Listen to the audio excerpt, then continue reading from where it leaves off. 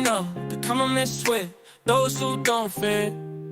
Society gives us a skip. We ain't about that mainstream. There what's popular ain't true. What's true ain't popular. Flip, misfits in the house.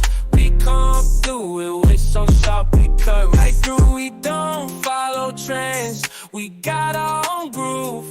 Breaking the mold, making the move. We ain't about that fake facade and switch. We stand proud in our eye. We see through the tricks and love to defy society standards. We're gonna fly. Hey, yeah, yeah, yeah.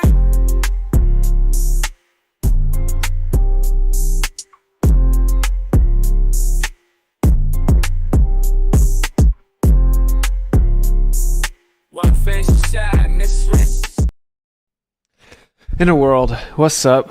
NASA Fraud, episode 3. Yeah, I know that intro is a little bit longer. I made that a while back, but pretty fitting for this series, you know? So, we're going to expose some of the NASA thing. Obviously, we discuss a lot of things on this channel, primarily alternative cosmology. People will think that's crazy if they haven't looked into it, because they've been conditioned to think that, and that's how you know there's nothing to it. So yeah, I would say the order of events here is like, well, for one, it's like motion, like could the Earth be geocentric, and you need to go watch The Principle. Then you need to watch heliosorcery. You need to learn the history of this idea we're flying through space and all this. How many times it's been proven wrong, and the evidence has shown the Earth's in the center, and they just keep post hoc making stuff up. And all astrophysicists and astronomers that are actually aware of the history know that's what's happened. The Principle is a very telling documentary if you've never seen it. Then you get into, well, if the Earth isn't the sphere that they claim, well, for one, they had to lie about going to the moon when they claim to turn around and see it, and they have to lie about going to space and supposedly showing us the Earth. So those are like the prerequisites before you could ever get into what people call flat Earth. So whether you don't like flat Earth or not, I mean, once you see that they're clearly using fakery to give us this space propaganda, we should all be on the same team. That should be unacceptable regardless of what you think. What I found is people that want to put their chest out and act like they're truthers and they're super based, and they're not, right? They play defense attorney for NASA, like pro bono defense attorney. Like, dude, if you're defending propaganda films from the federal government in 2024 with your chest out, you're not based, bro. I mean, anyway,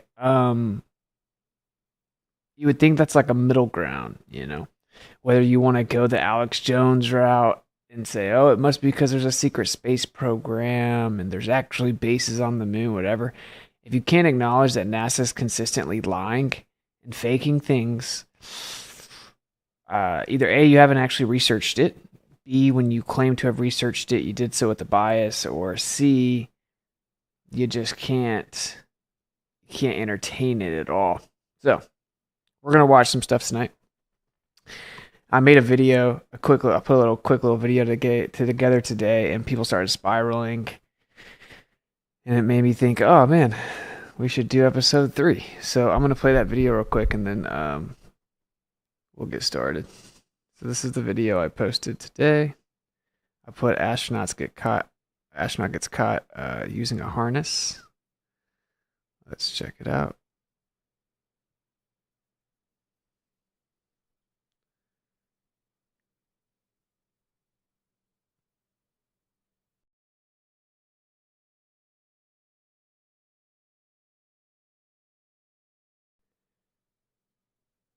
And we're going to run it back. Here we go. On a daily basis, and so it can be quite cozy, and it's nice and quiet as well. Rocket ship soaring, stars in the sky. But is it all real or just a big lie? NASA's got secrets, they're keeping it tight. Harnesses and wires, a cosmic delight. Space wars, they say, on the moon or in space. But conspiracy theorists got a different case. It's all just a pool with astronauts submerged, faking the footage. The truth must be purged. CGI and virtual reality, the tools they employ creating illusions. The world they deploy, green screens and overlays, the tricks of the trade. So yeah, I was just kind of messing around to edit a video. I'm going to start making a bunch of videos with a bunch of the stuff that they've lied and got caught lying about. And obviously people started spiraling, and we're going to go through that video. Right now, a lot of people are like, oh, that's a reflection. That's a reflection. And they're correct. It is a reflection. We're gonna look at it. And I guess I should have typed this all out in the tweet. I just did it. I mean, you know, it's obviously a reflection. If you look closely, you'll see like a black shiny object in the back that looks kind of like an iPad, and it's reflecting things. The question is, what is that's being reflected?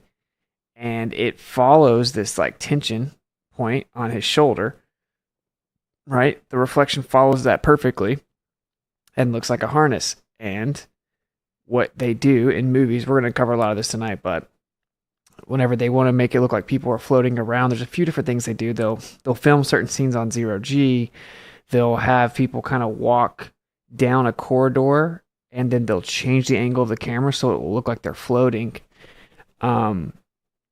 And they will have them hanging on wires attached to harnesses, and then they'll remove the wires from the video. So it's an old technology. It's not that difficult, but imagine if they had it all set up to remove the wires from the video, but they didn't think about the reflection, or the program it was only meant to track those wires and keep them removed, not pop over on the iPad for that second or whatever that is. It looks like an iPad, and remove the wires. So if you look at it, the argument is that what looks like a wire that goes straight down to the tension point perfectly follows this little area on his shoulder that the shirt's being pulled up. Everyone's just like, oh, it's a reflection. It's a reflection. It's like, I know there's a reflection. No way people saying there is a reflection. We're going to show it. There's a reflection, but the point is that you're seeing a reflection of the harness. So, all right, let's just actually go ahead and let's start with that. So here's the raw. Another thing people do a lot to cope, they're like, where's the raw footage? As if there are like truthers out here that are taking NASA footage and then making it look like they're faking it with wires and harnesses. Like they're adding to it and post editing. Like the amount of cope is insane. They're like, no, where's the raw footage? You know, what's also crazy is I was looking up a lot of raw footage because I'm going to start putting these videos together. And dude, a lot of it's been removed. A lot of it's like impossible to find. How weird is that? You know how like if you look up 9/11 stuff now, stuff that you could have easily found 10 years ago, it's like gone. If you look up a bunch of stuff about JQ, it's gone. Look up a bunch of stuff about FE, it's gone. Look up a bunch of stuff that we've caught them faking in space, it's gone. Catch Jaron caught SpaceX faking one of their rocket launches, right? And they post-edited a live stream, but it still was labeled as live, which you're not allowed to do that. So that part of it's pretty crazy. It's like very annoying, but because it works right for these people, right? These are the same people that like if medical papers get hidden, they'll be like, oh, see, you don't have it, ha ha ha, right? Those like we saw it 5 years ago. We all have it downloaded. We've shared it around. Now they've decided to remove it, and then you say, haha, see, it's not real. You're a liar. It's like, all right, brother. Anyway, so I have the raw footage. This is still on NASA. Let's just go look at it. So as you see, let me make this a little smaller so you guys can see it. We got some funny ones tonight. I want to hear people. I want to hear. Maybe I should start doing a thing where we invite. I wonder what happens if I do this.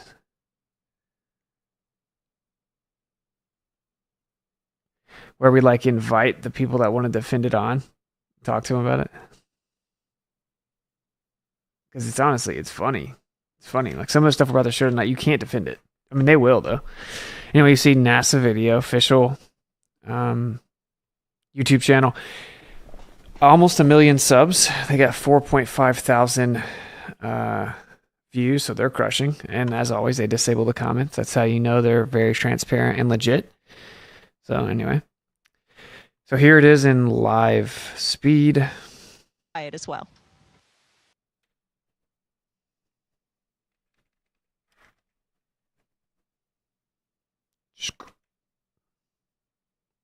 Okay, now, if you look closely, you're going to see that there is something black back here that's reflecting light, right? So watch, right as he gets in front of it, that's when you see this. And it keeps reflecting until it falls off that black screen. You can obviously prove it just from that alone, that it doesn't pop up till it's on the black screen. And then it goes away as soon as it's off the black screen. In addition, you can see reflections after the fact in the screen. Now, this is the part, though. You see this part of his shirt? Watch this.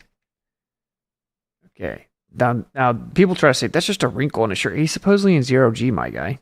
Why is there tension pulling up on his shirt and staying still? But whatever. That tension, we obviously know that they always will have a little bitty hump on their shoulder if you look close, or on their back of their waist. But if you look really close, watch. As soon as we get here, this what looks like a wire attached to a harness is going to follow that perfectly. It's in line with it. It's moving with it perfectly. You see this? Okay. It is moving with that tension point right there. There is a tension point, and that thing is locked to it. It is moving in tandem with it. Okay. So the actual argument is they have the wires.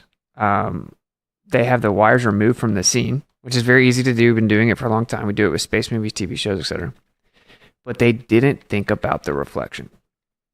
The reflection showed the wire harness for just a second. And the evidence of that is, again, you see the tension point here. Oh no, it just looks like a really tightly pulled portion of a shirt, but he's in 0G, I promise.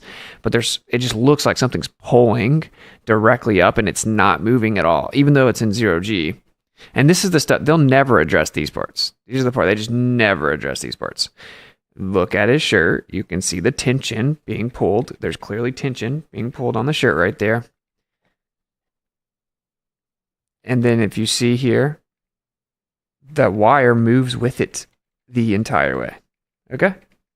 So that's the point that I made in the video, right? So I could have explained it more in the tweet or whatever. But what I thought was I remembered when I first saw this stuff, it's nostalgic for me. I was like, I didn't want to accept that it was too big of a lie for me. I'm like, it's mind blowing to think about these people knowing that they're pretending to be in space, but they're not, and lying to the world. And so I made it a whole minute long and just showed it over and over and over and over for people to see it. Then people were like, it's a reflection. And then they said, oh, it's his shirt. No, it's not. His shirt is blue, bro. That's not his shirt. It's the wrinkle in his shirt reflecting. No, it's not. And if it was his shirt reflecting, then his entire shirt would reflect. Then someone said it's the highlight on his shirt reflecting. What? The light source is coming from his left, and it would change. That's the most insane thing. It's the highlight on his shirt. Are you serious?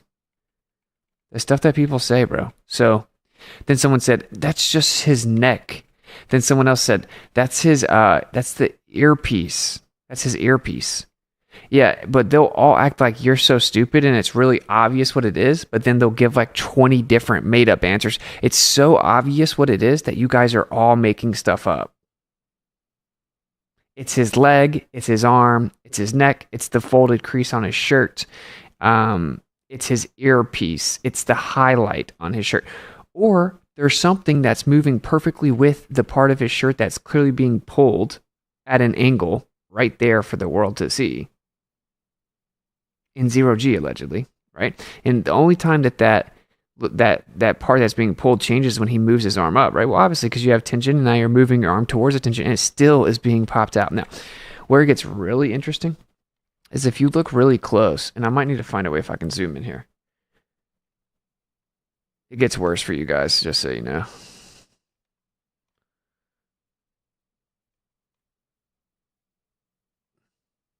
I might actually put it in my what if I should put it in my editing software so we can fully zoom in? Let's do that.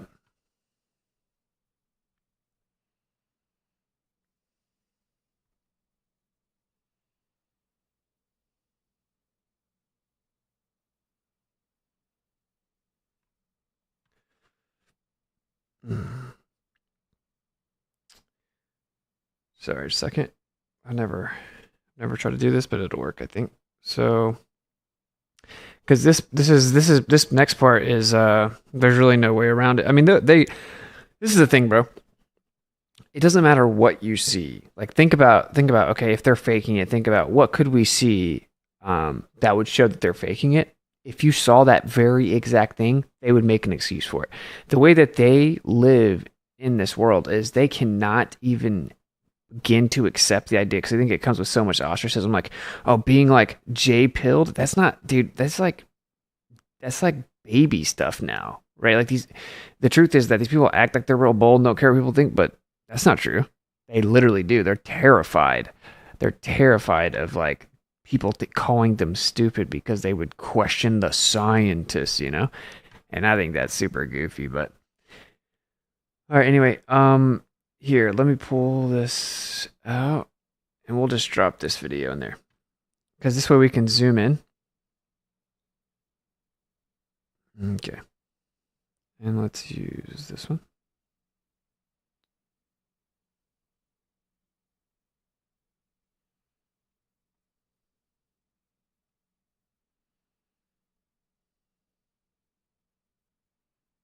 All right, sorry.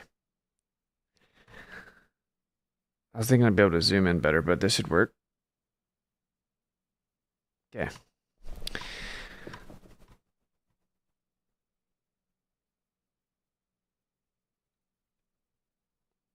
All right, watch this. Oh, this is a different one. Oh. Well, since we're at it, let's just go ahead and destroy it since we're at it. This is going to be a part of my next video. Watch this. Okay. And shout out to Flat Earth and Coffee. A bunch of this stuff I saw on Flat Earth and Coffee. This one specifically. Also, the harness thing. So Flat Earth and Coffee, we're going to watch him, and I'll show you his channel. You should go sub to him. Now, look, if you see this bag, you see this has got a plastic bag, right? And it's got these little sticky notes in it. It's got all these different items. It looks like a medicine bottle and all this stuff, right? Ziploc bag hanging on the wall, probably Velcroed or whatever. And, you know, they did invent Velcro. That's why we have to give them $60 million a day. They invent so much stuff, like the ballpoint pen and Velcro. So, look, if you watch this bag, this is supposedly in 0G, right? So, okay, it's in 0G. It's in a Ziploc bag. Now, let's watch what happens. Watch that. Watch this right here. Watch it. So funny, bro.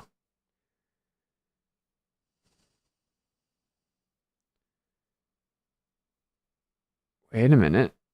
Why is it moving down? Wait a minute. Why did it fall down and then stop and rest on the... What is this? You see it? You know why it's doing that? They're on a parabolic flight, bro. And on parabolic flights, you can't completely avoid turbulence. And also, you enter in and out of gravity. I would say they're on a parabolic flight. One thing's for sure, they're not flying around the Earth in 0G. The object fell down in a Ziploc bag bro. So now this is you're gonna get the same tactic every time. They don't have an answer, they don't know what to say, and NASA completely leaves them hanging when it comes to stuff because they couldn't answer this stuff. It's way worse for NASA to give fake answers, and I'm about to show you one of the fact checks to explain why. It's way better for them to just act like they've never heard of it, to ignore it completely. Way better. If they start making specific claims and like positive claims about what's going on, they're in way more dangerous territory because then people are going to pay attention. They're going to look into everything and be like, well, wait, you said it was because of this, then how come this happened? And then they're screwed, right? It's not like a risk they can take. So since they don't come out and give public official answers for this stuff, then they have their little fanboys and people suffering from Stockholm syndrome, frankly, running around making up excuses for them. Okay, so since they don't have an excuse, like with this, they don't have an answer for this.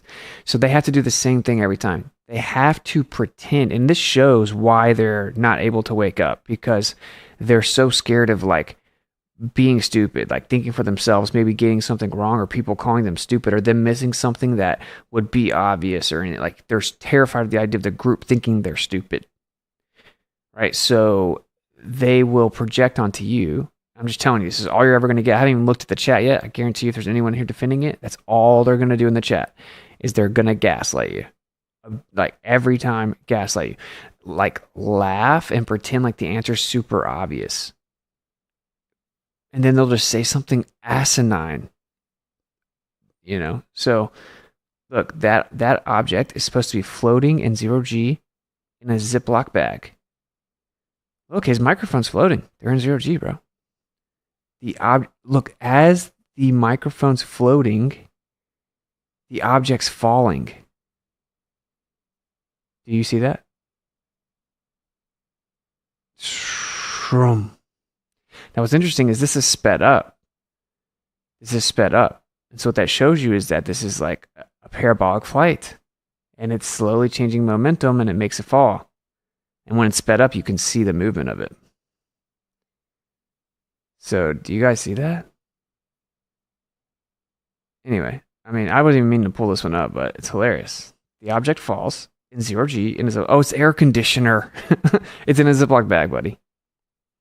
Around all kinds of other objects in a Ziploc bag. In supposed 0G. The microphone's floating. This object in the bag on the wall is falling. It's falling down, dude. There is no way around this.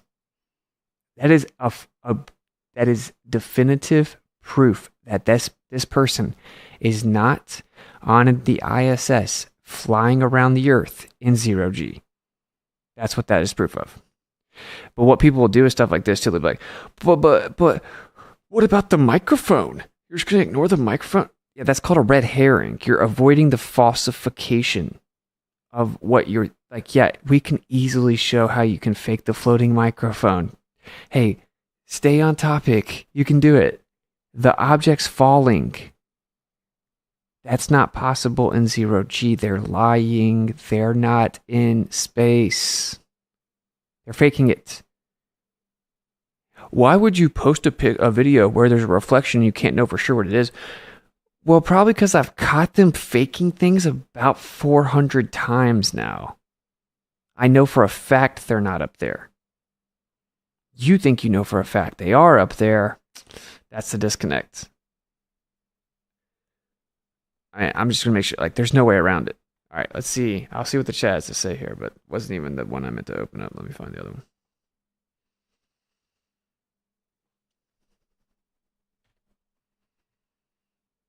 We're just getting started. We're just getting started. We got some big things in the works too. I'm not gonna say anything about it yet though. Debate tomorrow night. Owen Benjamin's moderating.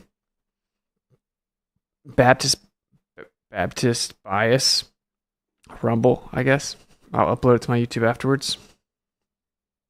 Owen Benjamin's modding. Tomorrow night, 9 p.m. Eastern. All right. Let's see. Do you think the Russians and Americans have lunch together in space? They're not in space.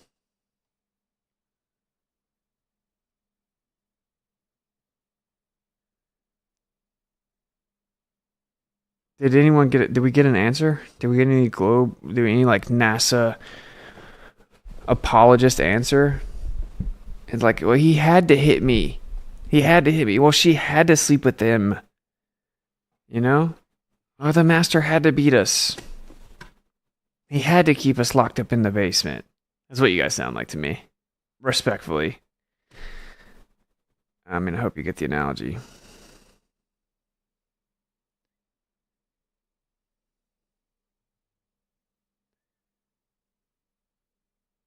Love how they're both wearing pants to keep their belts up. LOL. Jula B, thank you for the donation. Yeah. I mean, maybe they would say that they keep them real tight to keep the pants from going up. I don't know. What's so funny is I'm like better at coming up with stuff than they are. Did anyone have an answer for that?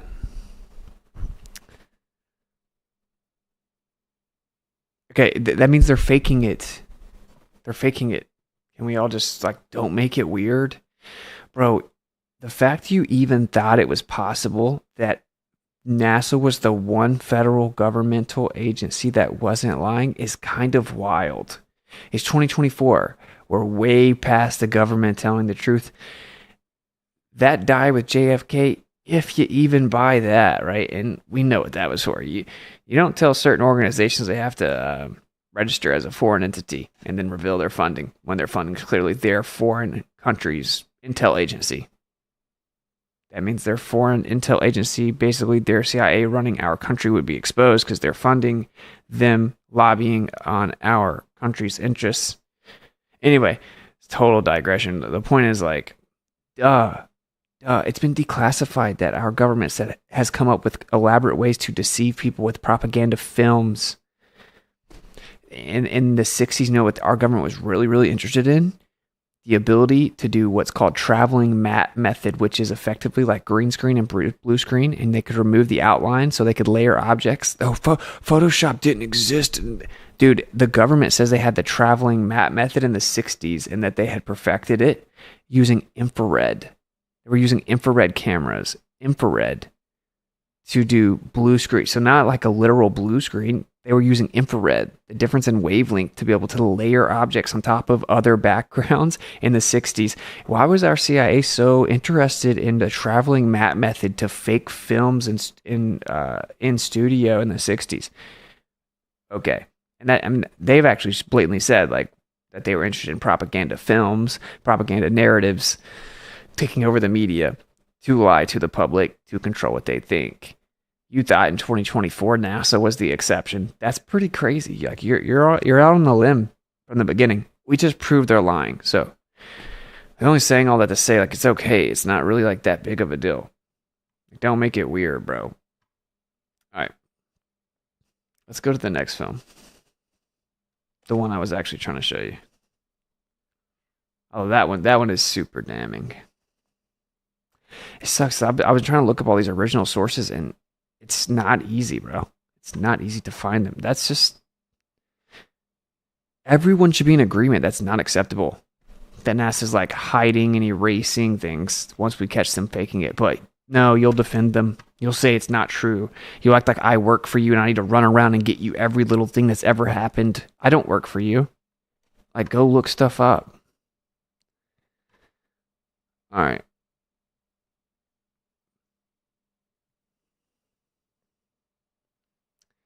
They do a lot of it on 0G. All right, here it is. 0G planes. So vomit comments. One of the best way it works is like a lot of these are edited videos. Let me share screen. So they they do it a bunch of different ways and combine different methods. And so they're like, oh, well, if they're using a harness, then how does this scene work? It's like, oh, well, that's a different scene. They're on a vomit comment probably there, right?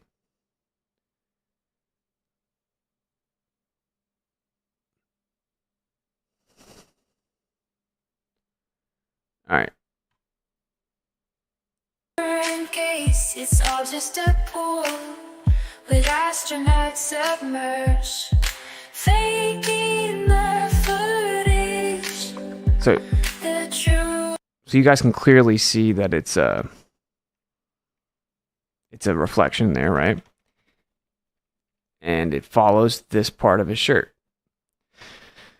All right, now what I want to show you with this video.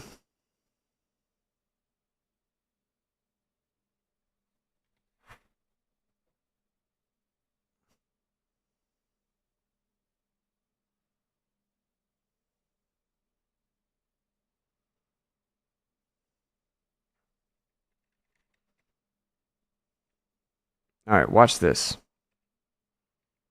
This access better on YouTube. Watch as this guy comes down. You're gonna have to, dang, it's gonna have to be in super slow-mo. Speed.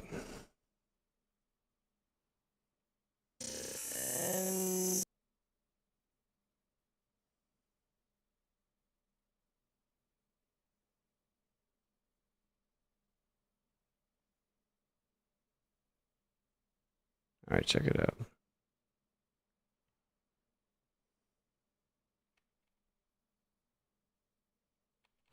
I wish the same back and forth worked, but it doesn't. All right, you're going to see as he comes over in front of these wires, you're going to see that the background glitches out based on where he is. Watch. So he's going to come down right where they would have to wipe the wires out, right? So he's got a harness on, in theory, right? I don't know what that was. Do you see that? Do you see it right there? Look. You see the wire just disappear as he goes in front of it? Watch. Boom. So you see this, like, this little fuzzy area here? It's because they're blending it into the background. This is a well-known technology. This is how it works. It's just a coincidence. Right where they would be faking it, right where they would have to be blurring things out, right with the very same or the effects that happen when you do have to bring something off the foreground and blur it into the background. That all happens, but it's all compounding coincidences. But look, so what happens is they're having to blur out what's on him, so it's going to overtake the background because he's moving too fast. You see it? You see how he's changing the background? The wire is moving, but this is different. I'm talking about, watch, it literally, his body, around his body is changing the background, like even right here. Okay, this is because he's layered in. He's layered in, bro. So anyway, I was going to show, and actually, if you examine this whole footage, there's a lot of artifacts like that. I don't want to get all into the weeds because what they'll say is like, oh no, it's just artifacts. You know what else they do, bro? You know, even like now, they film in really, really low quality, like 420p or whatever, 380, so that it's so poor that it's like the resolution's so bad that you can't really see stuff in the background. You can't really tell what's being doctored and what's being layered because it's all blurry. It's like terrible resolution. That's definitely why they do that. You don't think that we can send high definition to if we were in space? Why can't we send? Supposedly we can use a car battery to send us a signal from like millions of miles away for like 2 decades. You believe that? The power output equivalent to a car battery is sending us signals from millions of miles away for like 2 decades. But we can't get like 1080p in 2024 from right there. Makes no sense. All right. Now let's start going through all the stuff. All right. I think I have a lot of it pulled up. All right. For one, we'll watch this one right here. So I told people, have you guys seen where they just all crash and fall on the ISS? Oh, you're making that up. That doesn't happen. That doesn't happen. Prove it. Okay, here they are on the ISS. Watch this. This is the ISS. Remember, we're floating in space right now, okay? All these astronauts floating in space, doing a lot of science that's saving the world.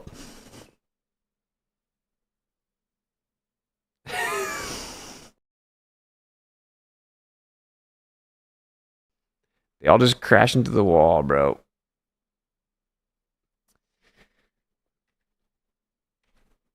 I can't think of anything that would cause that to happen. Like, why would you why would you be floating and then randomly everyone and everything all slam over into the wall?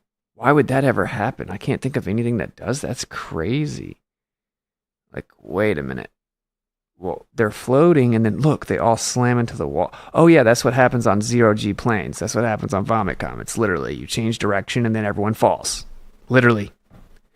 That's what happens. Dude, of course that's what happened. You know what's even funnier?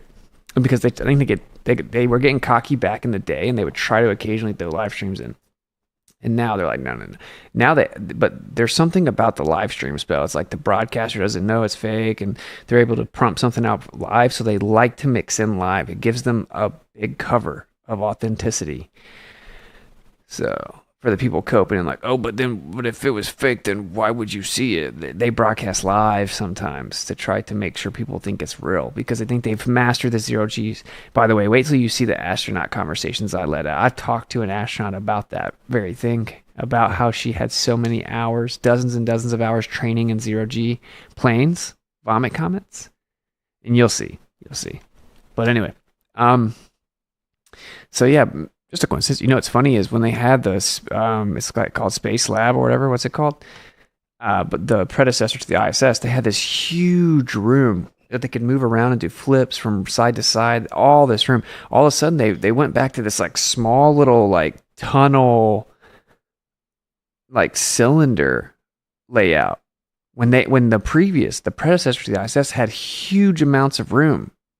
It's called Space Lab, right? Oh, because it looks just like a plane.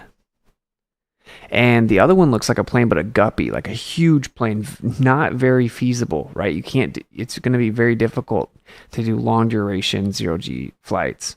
But you could make a plane look like the inside of the ISS very easily. It's the same exact shape. Skylab, yeah. It's the same exact shape. So that's why they switched back over to that. Let me zoom in here. So yeah, anyway, I find this quite telling. Look at that. And so look, obviously you film it sideways, right?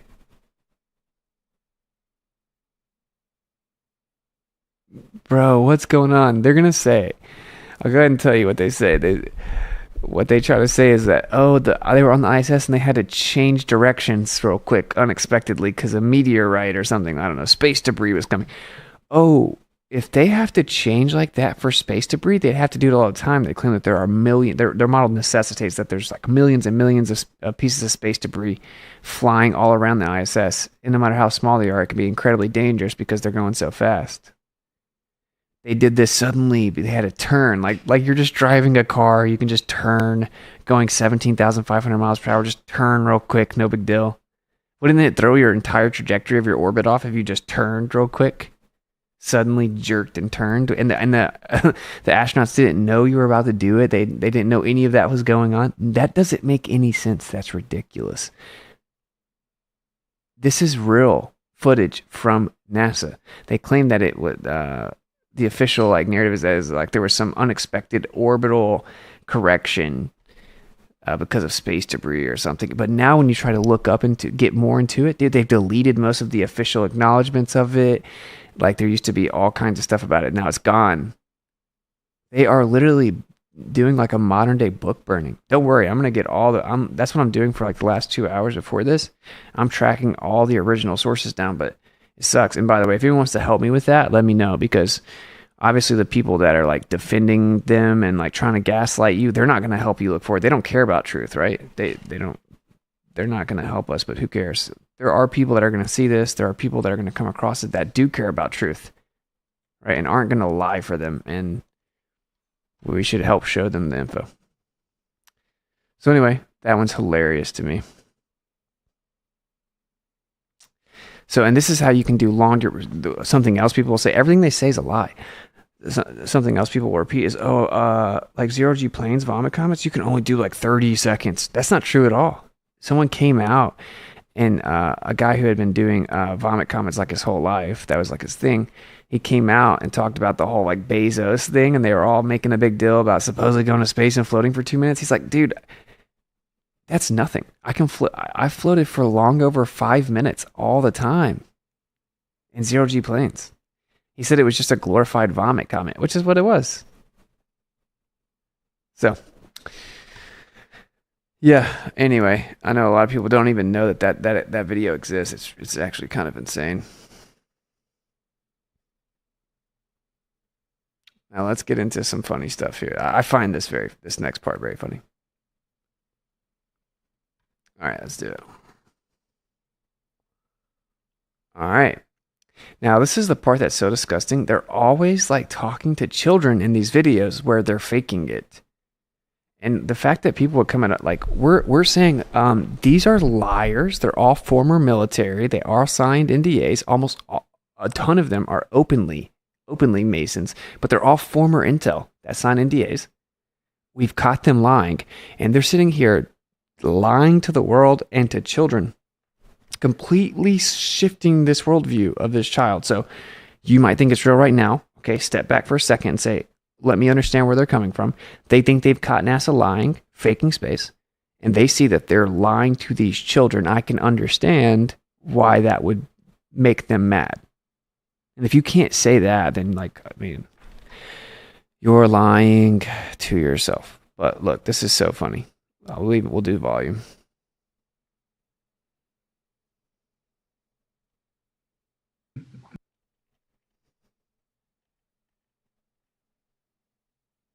All right, watch their little ball. Many more stars than you can see. They look pretty much like stars on the ground because we're not that much closer to the stars, but you can see so many more because you don't have the clouds, you don't have the atmosphere in the way, you just have you and the stars. So beautiful. Noah and Yael are curious about Earth systems. Hi, I'm Yael and I'm 5. Hi, I'm Noah, I'm 7. Can you see hurricanes from space? What about snowstorms? I mean, can we say the obvious here that they're trying to make it like it's somehow live? Like, I mean, and the stars. They would never say it's live, right? It's noticeably not, but it's how it's like, okay, that's awesome. Look, these people have a question. And then it's just a scripted video that these children, these innocent children, have practiced. They've had their question, and then their parents are videoing them. Their parents don't know either, right? I'm not mad at their parents, and they're submitting them. Then they compile the questions. They set them up. They predetermine the script. They get an actor or a famous musician to come in and facilitate it, right? And this is all edited and pre-recorded and scripted. Okay, so people are like, oh, you think they could do all this? Oh, look, it's like, but look, what about the other scene where they're floating around? It's like, dude, they could just do different scenes. How do you not know that? How do you not? This is pre-recorded, okay? That's all I'm saying. I'm just making that point. It's just blatantly pre-recorded. It's a scripted video of these children. Each one of the questions, there's many questions if you look through here of children, right? All the children submitted their videos. It's not like they're like, oh, it's my turn to talk live, and they just happen to all speak in unison with their scripts, right? I mean, anyway, I think most of you guys probably knew that already, but the level of coping I've been getting, and I all I did was send out a warm-up today. It's just like a warm-up. It's like, looks like a reflection of a harness. Just wait.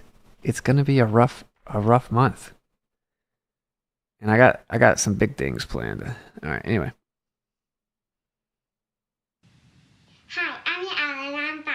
Hi, I'm Noah, I'm 7. Can you see hurricanes from space? What about snowstorms? What about snowstorms? So can you see hurricanes from space? Yes, you can. In fact, as we've been talking up here, you can see the whole hurricane, and that's pretty neat to be able to see it. You can see the eye. Yo, that's such a good point, actually. Someone's like, we need to challenge them to a live call-in from Austin and have them do things they won't be prepared for. Dude, yo, Elon, shut the flat earthers down. Prove that your little people that are flying up on the Dragon are really in space. Let a flat earther call live, talk to them, and ask them to do things. They don't do things to prove stuff to flat earthers. No, they literally do, though. Like, for years, NASA will be on calls and they'll say, I got to point this out. See, my channel is for truthers. My channel is for people that aren't liars, right? If you're going to lie and gaslight and misrepresent, and you can never find the truth being like that. My channel is for those that are really trying to find the truth, had to struggle to get here, had to break through, they're on the fence, they're new to it, whatever. My channel are for honest people, right? Okay. What they'll say when you're like, well, why don't they do this? Why don't they do that? Okay, well, let's get them to do this. Why, if you believe that it's real, I think it's fake. Let's work together to get them to answer this question or to prove this or to do this. Don't you agree that the fact that there's no footage with stars in it is ridiculous? It's 2024. We don't think they can fake the stars. We think we'll be able to catch them faking the stars. The constellations and the immensity of the amount of stars is way too hard to fake based on where they're going to claim that they're at and how fast they're going. They're going to have to get it perfect. And we think we're going to be able to catch them faking it. So wouldn't you want to see the stars? Wouldn't you want them to show, like, further prove that they're supposedly really doing it like you believe? Why couldn't we work together and be like, yo, can you give us like 4K shots of stars while you're up there? Give us videos of stars. Have an astronaut go out on a spacewalk, take a camera, bust a 360 around and look at all the stars. Oh, exposure. Dude, we have cameras now on the Earth on phones that can do different levels of exposure in the same shot. You can turn away from a light source and get stars.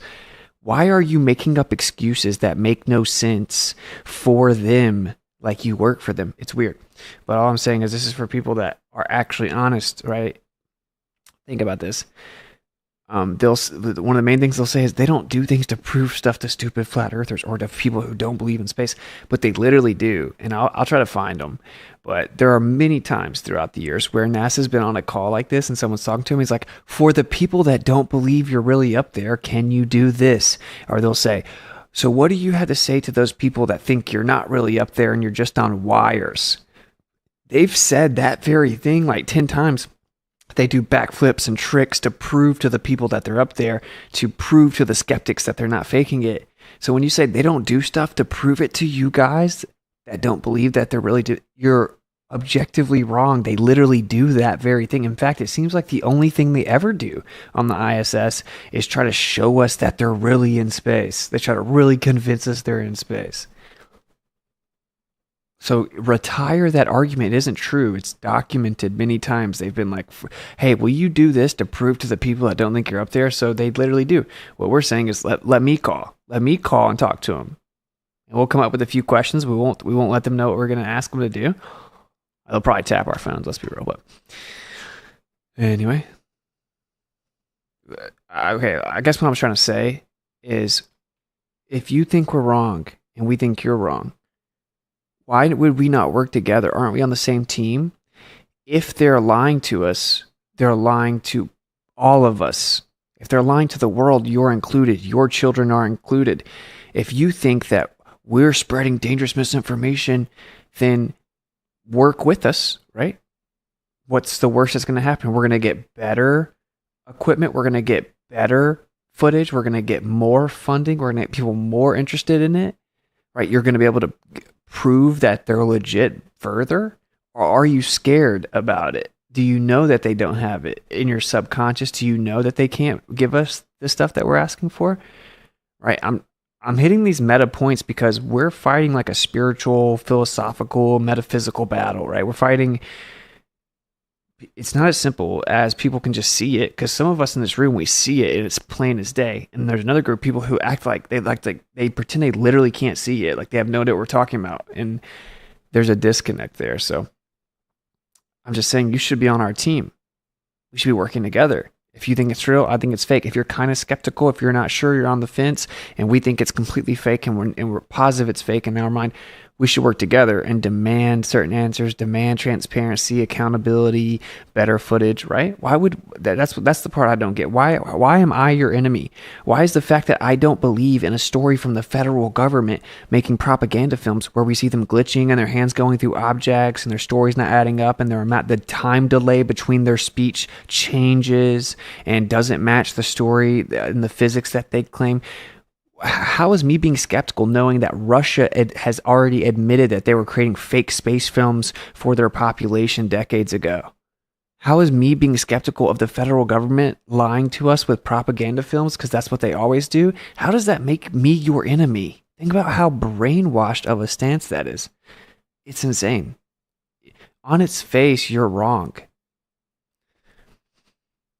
and how it's forming. But one of the things that's interesting about up here, when you see that whole hurricane, you're pretty amazed and you start taking pictures and all of that of it, but then you forget that there are people in danger down on Earth with the hurricanes and all that. So sometimes it's easy to lose perspective up here. We're going to pretend like we didn't just see this? Let's break this down. Let's break this down. This is so funny. I got their answer and everything. Globers aren't, it's not even about globe. It's just like, this is like a spell on the world. What about snow?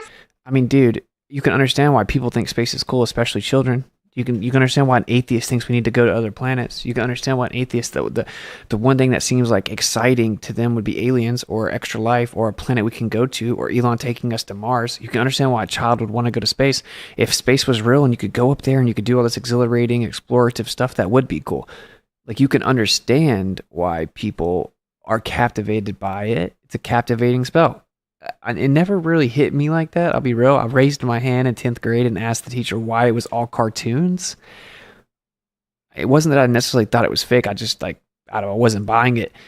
But I can understand why people are, right? But that's why we have to do this. So anyway, let's break this down. Snowstorms. What about snowstorms? They're like all fake laughing, like they haven't heard the question before. It's a scripted, pre-recorded video. Why are you guys acting like it's a live call and you never heard it? And you're like, ha ha ha ha. It's all fake. You guys are actors. These are literally actors. We know that was a pre-recorded video. They're trying to pretend like it's the first time they heard it, and as if they have authentic responses of laughter. It's so faked and forced and not authentic that it's noticeable and cringy, right? So what does that prove to us? That they're filling the role of an actor. Whether you think they're in space or not, they're acting. That's interesting. Former military intel under non-disclosure agreements and compartmentalized disclosure agreements are acting and pretending. And they're all working and they all watch each other super intently. They're all choreographed. They're all very intent on what they're doing. They're very attentive. Interesting. Okay, now this guy's going to answer the question about the hurricanes. And of course, watch, he's holding this little fake representation of the Earth, an inflatable globe. Let's see what happens. So can you see hurricanes from space? Yes, you can. In fact, as we've been talking up here, you can see the whole hurricane, and that's pretty neat to be able to see it. You can see the eye and how it's forming. But one of the things that's interesting about up here, when you see that whole hurricane... Look, this guy looks like he's super interested in his answer. He's as curious as we are as to what he's going to say. I thought you saw the hurricane too, bro. Right? Now, I know this is discernment. Not everyone can read body language. This guy's looking like, what's he going to say? He's like a fan of how well he's selling it type of thing. Watch this guy. Listen to his story. You can see the whole hurricane, and that's pretty neat to be able to see it. You can see the eye and how it's forming. But one of the things that's interesting about up here, when you see that whole hurricane... This guy's the worst actor. He I would take all this guy's money in poker. 100%. Like this guy, watch, you're going to see in a second too. He has a lot of tells. He's not very good at acting. You're pretty amazed and you start taking pictures and all of that. Uh-oh. What happened? Uh-oh. Like Aaliyah says, uh-oh. Here, when you see that whole hurricane, you're pretty amazed. Wait a minute. Where'd the ball go? No, he just pushed the ball down. Look, I have all the best answers. I've heard them all cope. I literally want to hear all the answers. I want to hear everything. I know them all. Save it. I know all your answers, and I'm about to make fun of them. No, he just pushed the ball down. And by the way, this isn't even the official answer because it's ridiculous. He didn't talk about dropping the ball. I know, right? Look, he didn't push the ball down. The ball starts to fall. He catches it, and then it keeps slipping out past his arm. He doesn't push the ball down. If you look at this and you say that he pushes the ball down, dude, you're suffering from like serious cognitive dissonance, bro. Like, be real here. This dude's in 0G. They're supposedly floating. The only reason they're able to stand there is their feet are underneath bars because they would be going up. If you don't know, they say they have these little bars for their feet on the ground, and that's what keeps them there. They'd float up. Okay, so this ball would float up if he's not holding it. They're in 0G, bro. You silly flat earther. They're free falling in a straight path that's actually curved at the same time, going 17,500 miles per hour, and there's no gravity. Okay, so they're in 0G, and watch the ball just fall out of his hand. He gets too caught up in lying about the hurricane.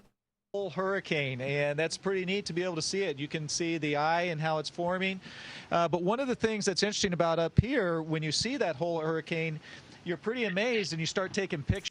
Okay, we're going to go through this for a second. For one, what I think is we do have high altitude shots of stuff like hurricanes, so obviously they probably familiarize themselves with like all kinds of like current weather events, what they look like from higher up, right? So they can kind of know what they look like. People are like, you think this is such a big elaborate thing? Dude, you think that there's a big elaborate set of missions that people prepare for decades to go to space, and they have to think about every little thing they're bringing up there, but then they bring up every NFL jersey apparently in case one of them makes it to the Super Bowl so they can wear it, and they bring tons of duct tape up there, and like, okay, like, chill. Either way, there's a lot of energy and planning going into whatever we're looking at, okay? And yes, we're talking about a military operation. These are military agents. These are intel agents. Go look it up. They're all former military. It's not even a hidden fact. I've talked to some of them in person, dude. They are veteran military. It's very obvious. And my dad was in the military. I know how it works. But anyway, okay, now we see this guy drops the ball. He's trained to just always know, because something could go wrong, right? If something goes wrong, what do? You keep your cool, like the 3 C's, right? Cool, calm, collected, keep your cool, keep going, don't make a big deal about it. So he's in the spotlight right now. He's having to answer the question and keep going. All these other people have this instinctive reaction to, oh, the ball dropped, okay? Now watch, this girl is like the leader. This is the girl that they consider to be the most like reasonable and competent in order to fake this. Okay, so watch what happens. That's pretty neat to be able to see it. You can see the eye and how it's forming. But one of the things that's interesting about up here, when you see that whole hurricane, you're pretty amazed and you start taking pictures and all of that of it. But then you forget that there. She's like pulling her hands out like, no, don't worry about it, leave it alone, right? This guy's like, oh my goodness. So this guy's smarter, and he's like, oh, we're going to pretend it didn't really fall. We're going to look away from it and act like it didn't happen and act really interested in his answer. So right before he dropped the ball, he's just like all smiling. See, it's all good. He drops the ball. Uh-oh. It's going to get serious real quick. Now he's saying the most serious thing in the world. He's going to act like he's paying a lot of attention. It's maybe too much for people. It's very simple if you don't understand the body language, which is the quickest way. By the way, the Jesuits invested tons of resources and time into developing a way to read the body language of people, because they knew that was the number one way to manipulate people and know if they're lying and how to get them to do what you want. So it was a personality assessment, psychological personality assessment by way of facial expression and body language. It is the number one tell that people can't hide. But look. All right, now we're going to watch him drop the ball here, literally. So we can get out of this whole he just threw the ball down story. His hands up in the air. The momentum's going in the air. He's holding the microphone. So he's holding this microphone. There's a ball in between his torso and the arm. So he's not able to really hold on. It's a super light ball, so he's not thinking like there's a chance that he's going to drop it, right?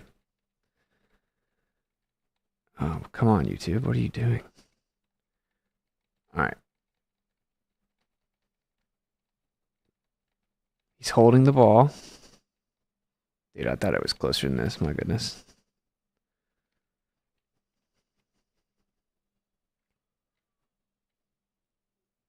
That whole. Dude, chill out.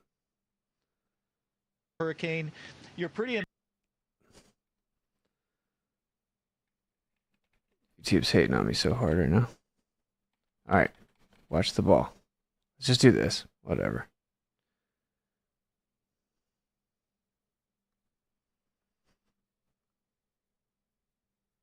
Okay, he clearly just drops the ball.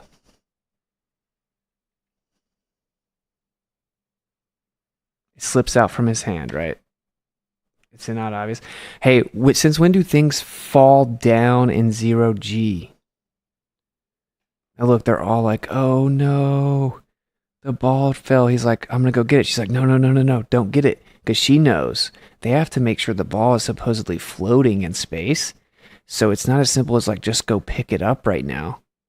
She's like, it's not worth the risk, right? I don't know if it'll look right. Like, she's smart. She's a smart liar.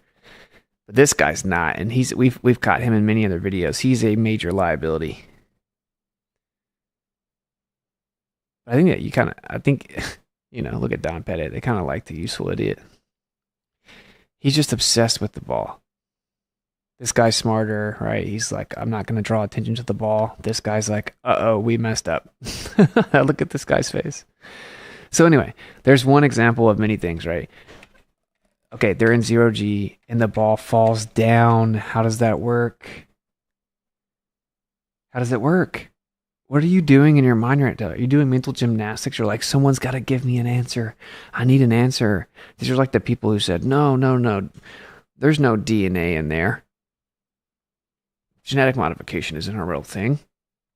And now they're like, oh, genetic modification is a good thing. Okay, now let me show you. This is what's so funny. All right.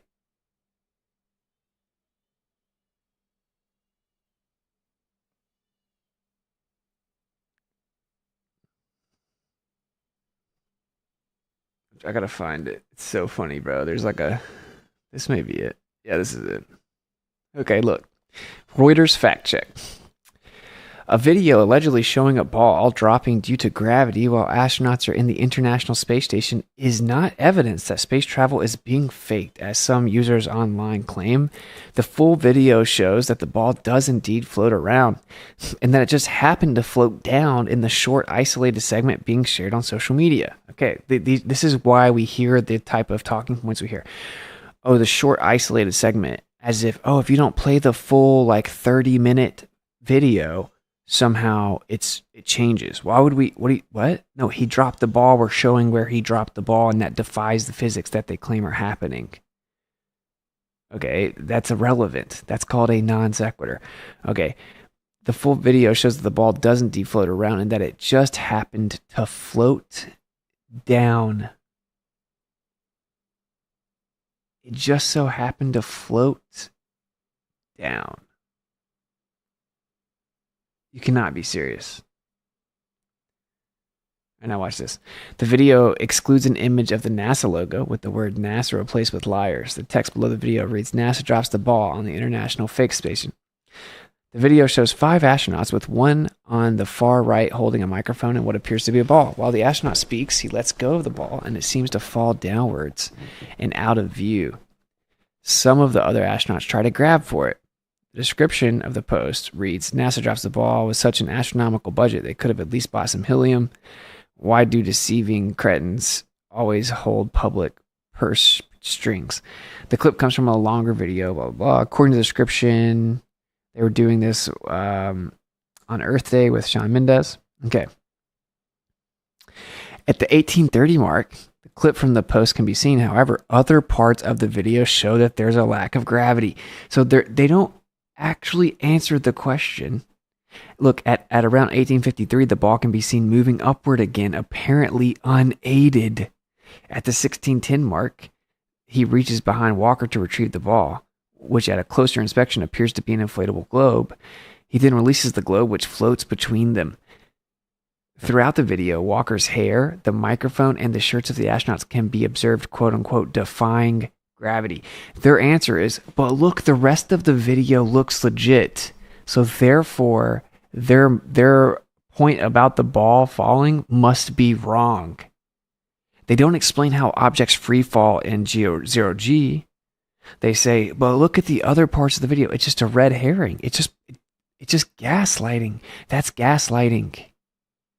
To try to make the person internalize the idea that they're insane and have no idea what they're talking about, and the logical conclusion they've come to is completely unfounded and absurd, is the definition of gaslighting. It came from the term came from a movie where they would turn the gaslight on and off and mess with the girl's head because she knows she turned it off, or vice versa, and it kept being on, so that she felt like she couldn't trust her own discernment. That's what gaslighting is. That's all this is. Anyway, so it's just obfuscation. It's like, oh yeah, sure, the ball fell in 0G and that's impossible, but Look at her hair and the microphone at other times in the video, so they must be wrong. And then it says, missing context. The clip has been edited to appear as if the ball falls due to gravity. The full video shows the ball floating around among the astronauts in the International Space Station. And we are at the level of idiocracy, right? If people are like, oh, that makes sense. Oh, yeah, that is fact check. That's misinformation. They just had to pick out a part of it and not show the rest because the rest shows the ball floating. Yeah, there are ways to fake the ball floating. They do it in TV shows and movies all the time. And we're going to cover that specifically. Because one of the things I heard in this other video I showed you, what, this one? It's on a daily basis, and so it's... Look, let's watch this real quick. It can be quite cozy, and it's nice and quiet as well. Rocket ship soaring, They're like, what about her necklace? stars in the sky. But is it all real or just Just a a big big lie? lie. Hey, NASA's got secrets, what? they're keeping it tight. Hey, Harnesses and wires, a cosmic delight. what? Space wars, they say, on the moon or So we're gonna get into that because that's what someone was saying. Like, what about her necklace? So it says NASA explains gravity in space in detail here. Here's this. And so when they study microgravity, what do? Oh, they go on parabolic flights. Interesting. So they're saying that the gravity on the ISS is the same as a parabolic flight, so much so that they actually use the parabolic flights to study it. Now, what do they say here? Maneuver time seconds, 65 seconds. And they're claiming that you're only up here, right, for 25 seconds. So then you're going to start feeling weightless like right around here. And then you got like what, 20, 30 seconds of weightlessness. This is their chart. How convenient. Their chart says 65 total seconds, about 25 seconds. You know what the truth is? It's well known that there are ways to have zero-G planes for many, many minutes, 5 to 10 minutes. So why are they, if they were going to go study zero-G or microgravity, why wouldn't they go on flights where they get like 10 consecutive minutes or 5 consecutive minutes of zero-G? Why would they only do 20 seconds? Because they don't want you to realize that they can do that. So they want you to think that it only lasts that long. But this is them admitting it. They're admitting that what they claim happens on ISS is exactly what happens here. And by the way, when I talked to the astronaut, that's what she told me. Because it said that she, I don't want to give too much of it away, but it said that she had done like 65 vomit comment, like zero-G plane practice runs. So I brought it up to her, and I was gonna say like, well, what's the difference, you know? And she beat me to it, and she said, yeah, we do that to practice because it's like the same. So then I'm like, what's the difference? She said, well, the ISS is way smoother and way more gentle. Right? Because you're just floating nonstop. But on the plane, you always come back down. That was her answer. So her answer was the actual experience of the microgravity or the zero-G was the same, exactly the same as it is on the alleged ISS. That was an astronaut's answer to me. So I don't need anyone else's answer. This is the person that claimed to be on the space station many, many times. Less than 3 feet away from me. Of course, this is their mainstream article right here telling you the same thing. This is NASA's article. So pretty interesting. And I wanted to cover like the Reuters fact check was to not answer it. Does that sound familiar? You know, when we're like, hey, if there's DNA, this could result in something not so good. And then they respond with, but the sky is blue.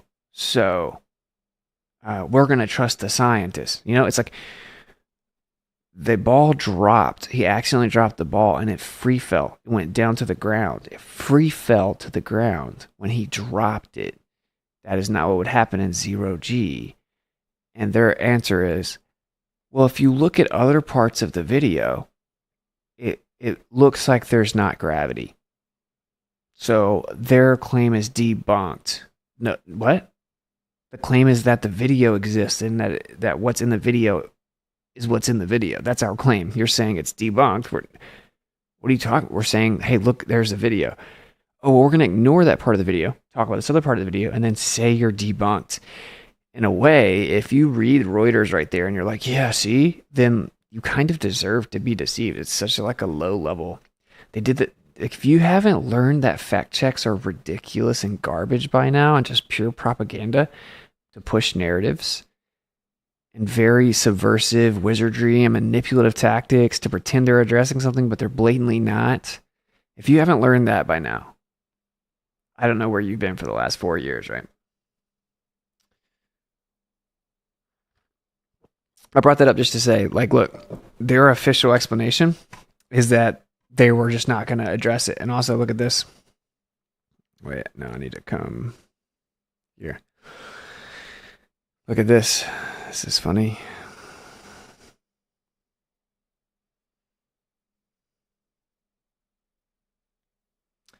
NASA did not immediately return Reuters' request for comment. Yeah, they're not going to because of what I explained to you earlier. They don't give official statements about this stuff because that might trap them based on other... They don't know what all we've seen in the videos or what all they've maybe messed up on because everything's prone to human error, right? And if they start making specific claims, they make it more and more likely they can get caught faking it, right? If they keep it really vague, they can always just let people like make stuff up for them. And that's why I don't give official answers about this. That's why I think it's so funny. You're like, trust the authority, and then the authority is not giving answers, and you act like all of a sudden you're the authority, and you can tell us what's going on with these astronauts. It's just all very weird. All right, let's see what else we got here. How dare you? How dare you, Austin? You're not a patriot. You're not a patriot, man. This is American exceptionalism. You're not even a patriot.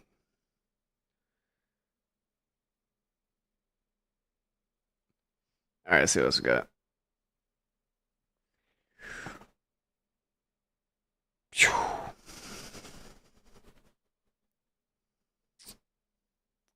So we've all seen this where it just literally glitches out to a CGI scene. I mean, what is that?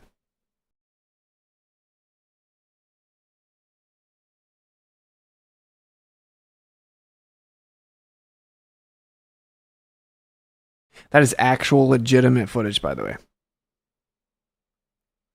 It glitches out into a CGI screen.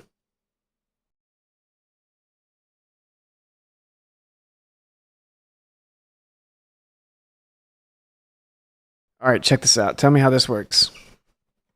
So these two astronauts are on the space station. They're looking at papers. Look, by the way, if you have any, if anyone has good videos of them dropping stuff on the ISS, send them to me in Telegram at Witsit because I'm making a dope gravity fells on the in space montage. Anyway, so they're holding these papers and they're reading them together, right? In space in 0G. All right. Wait a minute. Wait, how does that work? How's that work in space? And again, every time, like, this is what I'm saying. People act like, and again, shout out to my boy Flat Earth Coffee. Flat Earth and Coffee just put out a new one. This guy's a legend. Yeah, please go sub to him, bro, because I think he does some of the best work, and he takes the time to go find stuff and spot stuff that people have overlooked. And I know he's really busy. Look at that, 66,000 views. What a legend, bro. And like, we need people like that to see that they're like, that we're receptive and supportive of him. Stuff like that takes time, bro. Like, I was just trying to go look up all these videos and all these original sources, and they're being deleted and wiped, and I'm having to do all kinds of stuff. And then I try to search for exactly what I'm looking for, and you get like just tons of propaganda. You never can find the video you're looking for. So when people put the time in to compile this stuff and spot it for the first time, we got to support them. So just go sub to Flat Earth and Coffee, bro. Anyway, so look, this is supposedly 0G, bro. Like, what what do you think's going on here? And if you default to the tactic of just say ha ha ha ha, wow, you're so stupid. Oh my gosh, I can't believe you. You're so pareidolia. Oh, you have paranoia. That's the definition of gaslighting, dude. Oh, you're so obsessed and thirsty and desperate. Oh, the flat earth grift must not be doing too well. You got to go to these made up stories about NASA lying. Oh my God, we're going to go to Mars and we still have the people in the human race denying space travel. Ha ha ha. Oh my gosh, you're so stupid. You think that this is fake. This is impossible to be fake. We know they're going to space. You're just seeing things that aren't really there. How is that not gaslighting? You act like it's completely unfounded for someone to just point out, like, wait a minute, this doesn't make a lot of sense. They claim they're in 0G and something free falls, and you have to pretend that, like, to even consider that or to question it at all is insane. Think about that, bro. So let's watch them drop a piece of paper in 0G.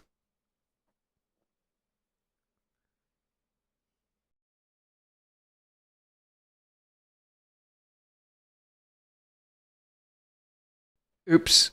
Now watch this guy. Watch how quick he jerks his head around towards the camera. Like, wait, did we mess up? Watch him. Watch this guy.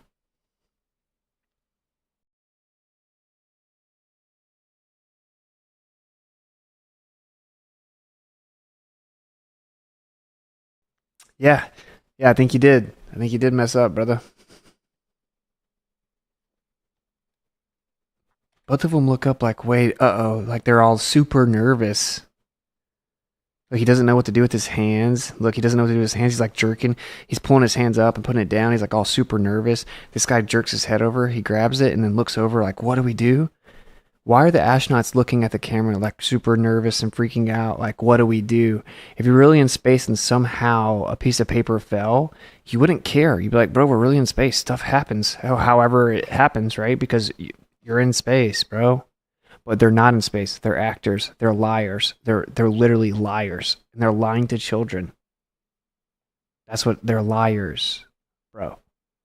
It's disgusting. So, of course they're freaking out because they're like, dude, we practice so much. We train so much. This is my job. I'm like, finally, it's my turn to be like in a video. And they messed up. And they're like, dang, what do we do?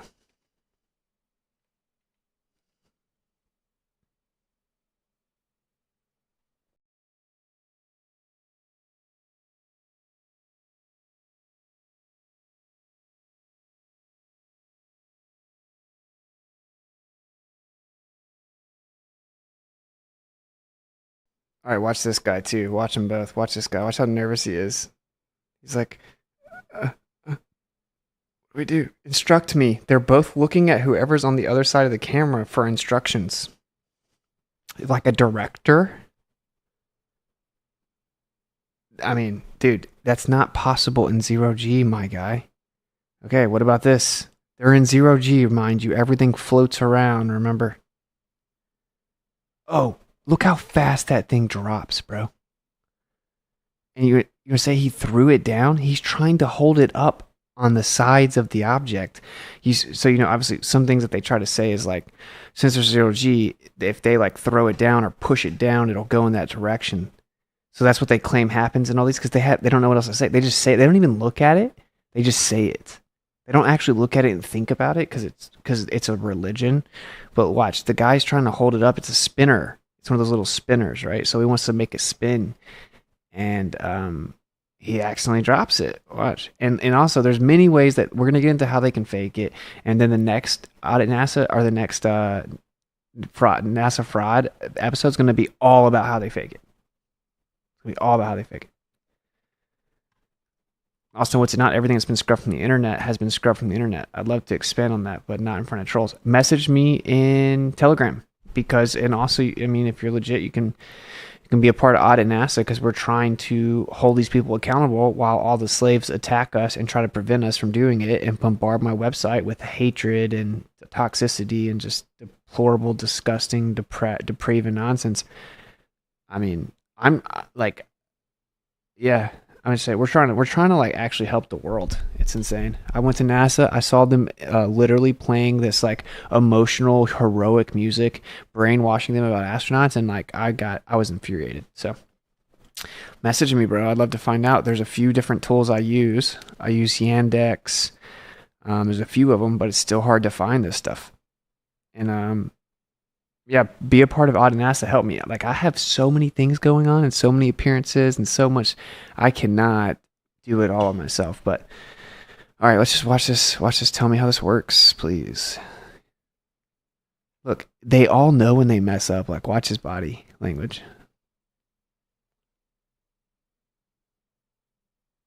What are you shaking your head and smiling for, looking around? Tell me how this works, bro. He just drops it.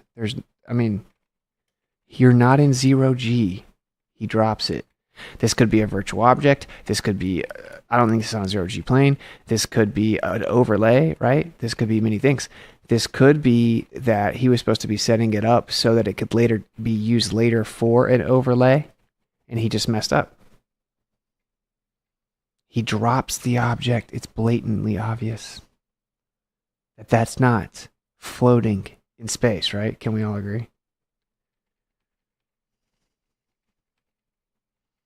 I need to change browsers because every time I go live, Chrome starts doing this. Every time, bro. I'm changing browsers real quick. On my other browser, I have Israel's official X saying, "We will dance again." That's what's up, bro. All right.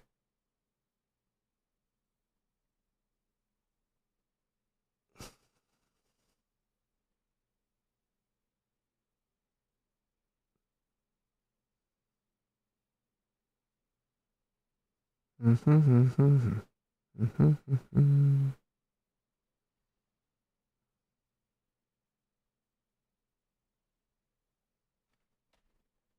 right, maybe Firefox will do better.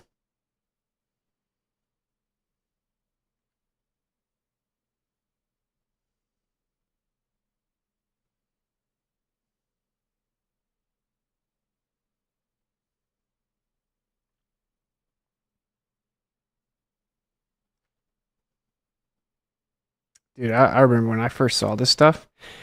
Sometimes I go back to that time and I'm like, I can't even imagine ever like just frantically making excuses for why it was fake. Like if I heard someone break down a calm, logical reason why that might could happen and it made sense, I'd be like, okay, I guess I can see that. And I wouldn't like stake anything on it. But I would never have just like started doing mental gymnastics and backflips. Just I gotta come up with a way. Like that's so weird. Anyway, let's check this out. See if this works better.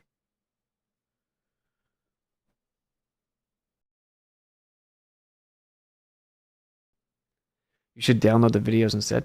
Yeah, I have a bunch of them downloaded, but these are like compilations. Like I'm trying to put them all together, but it's a lot of work. Also, a lot of these videos, like, you mean download these videos? Yeah, I could. Yeah. But I'm going to the original sources, and then a lot of them are part of like hour-long videos or 30-minute long videos. It's just a lot to compile it. Get an external hard drive. Maybe I should get an external hard drive with all the raw footage and original sources, and then make compilation videos about each different type of way they mess up, like hands going through objects, like objects glitching out of frame, like people disappearing and sliding into frame, and people dropping objects, blah, blah, and like put them on USBs and like ship them out to people if they want them. Or Audit NASA, maybe Audit NASA can sell them so we can pay for the freaking website and the software that I'm paying for the work room, which is like $150 a month. All right, anyway, let's check this out here. That's better. Okay. Isn't that funny how Google Chrome just wants to be super lame? All right. So he's holding an object. And then he just drops it. Why does it freeze right there? Maybe this isn't better. Anyway, I mean, we see it. I was going to slow-mo it. It doesn't matter. It's obvious. The guy's holding it, drops it. And then he's like, yeah, messed up.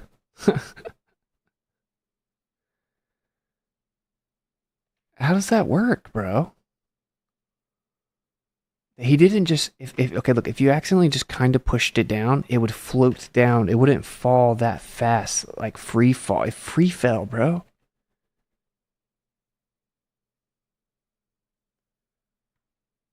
So, anyway, that's obviously nonsense.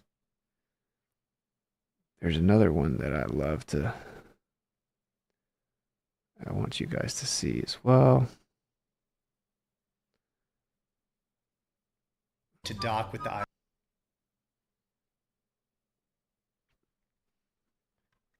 If anyone has like some new ones, if you just don't send me like huge compilations right now. I can't go through like because a lot of them like repeat, so I can't just watch a bunch of the same videos right now. But I want to also show different ways that they fake it. Oh, did you see it drop? All right, here, let's pop this video up.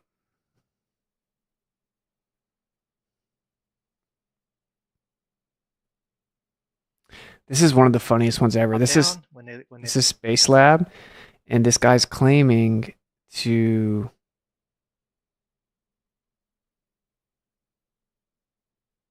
oh wait.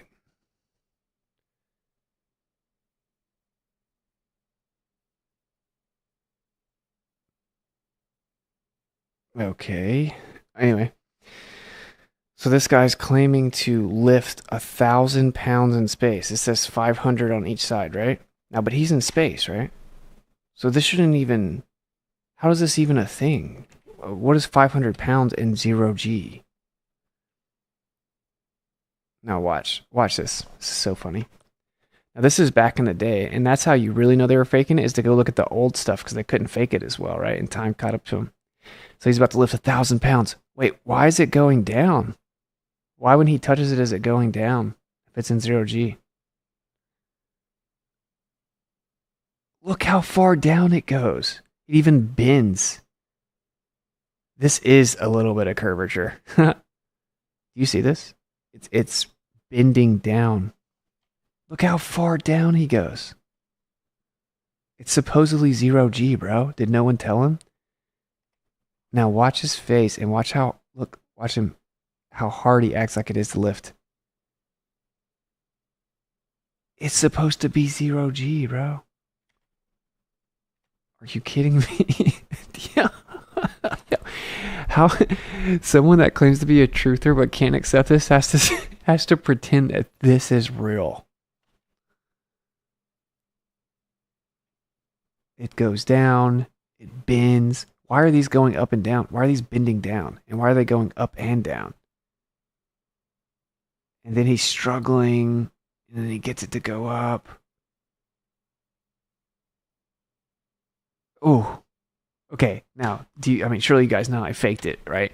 This is like basically nothing. It's like styrofoam or something that's super, super light. He's trying to act like it's heavy because they're just stupid. So he, like, even though it's like supposed to be 0G, he's trying to act like it's heavy because actually it's really, really light. So it's just in regular, it's on Earth. This is really, really light. And so he's trying to act like it's heavy because it's supposedly 1,000 pounds. So since it's light and supposed to be heavy, he has to fake it as if it's heavy in his mind, or that's what they were thinking, even though it's supposed to be really light, right? And then he's connected to something. And then he just is going to push up off of it and it's going to lift him up. Like, what's this hanging off here, right? I don't know what he's on or what he's not on, but look at that. What is that? This is supposedly real from NASA, the predecessor of the ISS Space Lab. Okay, bro.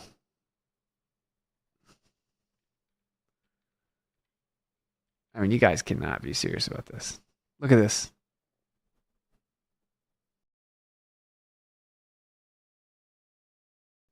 By the way, this is the original link. I went to go get it. They removed it. This is 1 day ago. They removed, it says this video is no longer available. Isn't that convenient? I've seen this from official Skylab source before, and now it says this video is no longer available. Nothing to see here, though. NASA's going around back in time and deleting their videos that we've caught them faking stuff in.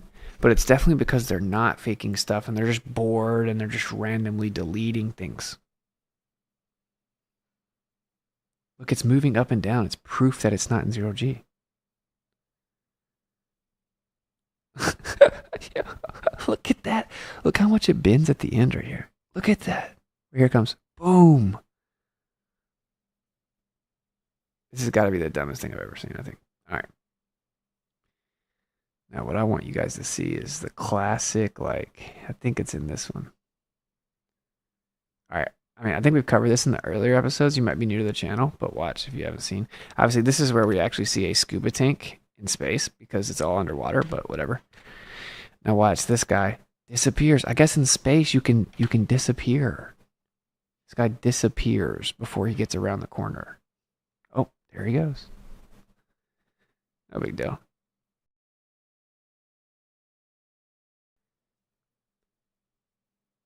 Bro.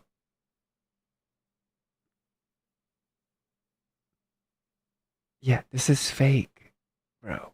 All right, this is the funniest one, I think, right here. The Globers try to claim that we faked this, that we did this, because they don't have an answer. Watch this one. This one's crazy, bro. Oh, it just pops into existence. They try to say that we did that. No, we didn't. This is from NASA. Do you think we went and hacked NASA's computers and uploaded things to their YouTube? Is that where we're at now? Flat Earthers hacked NASA? Is that what we're going to say? So, watch. You can see what's so interesting. This is just, he's just being layered over a fake background. Because watch how the flags and everything don't change. So if you're going to say, oh, well, they just edited this and they cut to a different scene, well, then how come the flags that are waving, they don't change? If it's a different scene, they're not going to, like, the flags are going to be in a slightly different place, right? They're waving. So it would be a different moment. Watch the waves and the waving of the flags and everything in the background. It's just a continuous scene.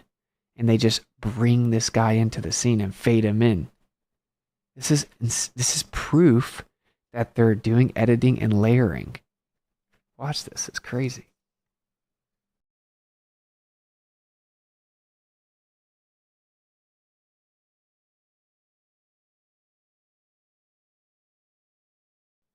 You see how the flags don't change? And a good shout out to Flat Earth and Coffee. He's the one that pointed that out. This guy's a legend. Go give him a sub, bro.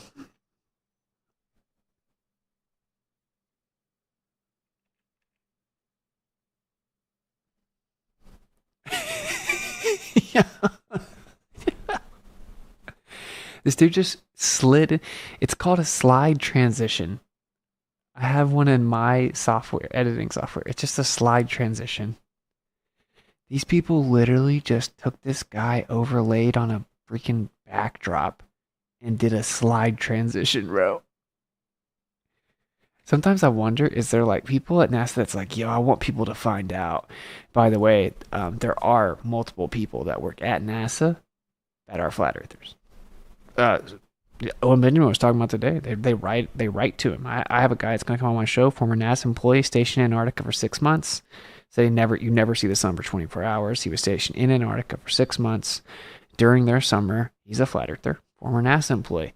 There are people that are working at NASA actively right now that know that it's all a lie. I don't think I could work there, but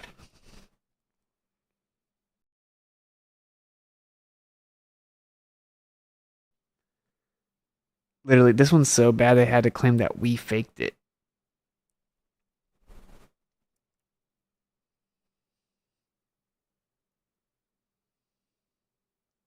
I'm not going to have this stream be super, super long because I have a lot of time-consuming stuff to do to try to find these original sources. If people will help me, like, please message me. I'll make a Telegram group for the people.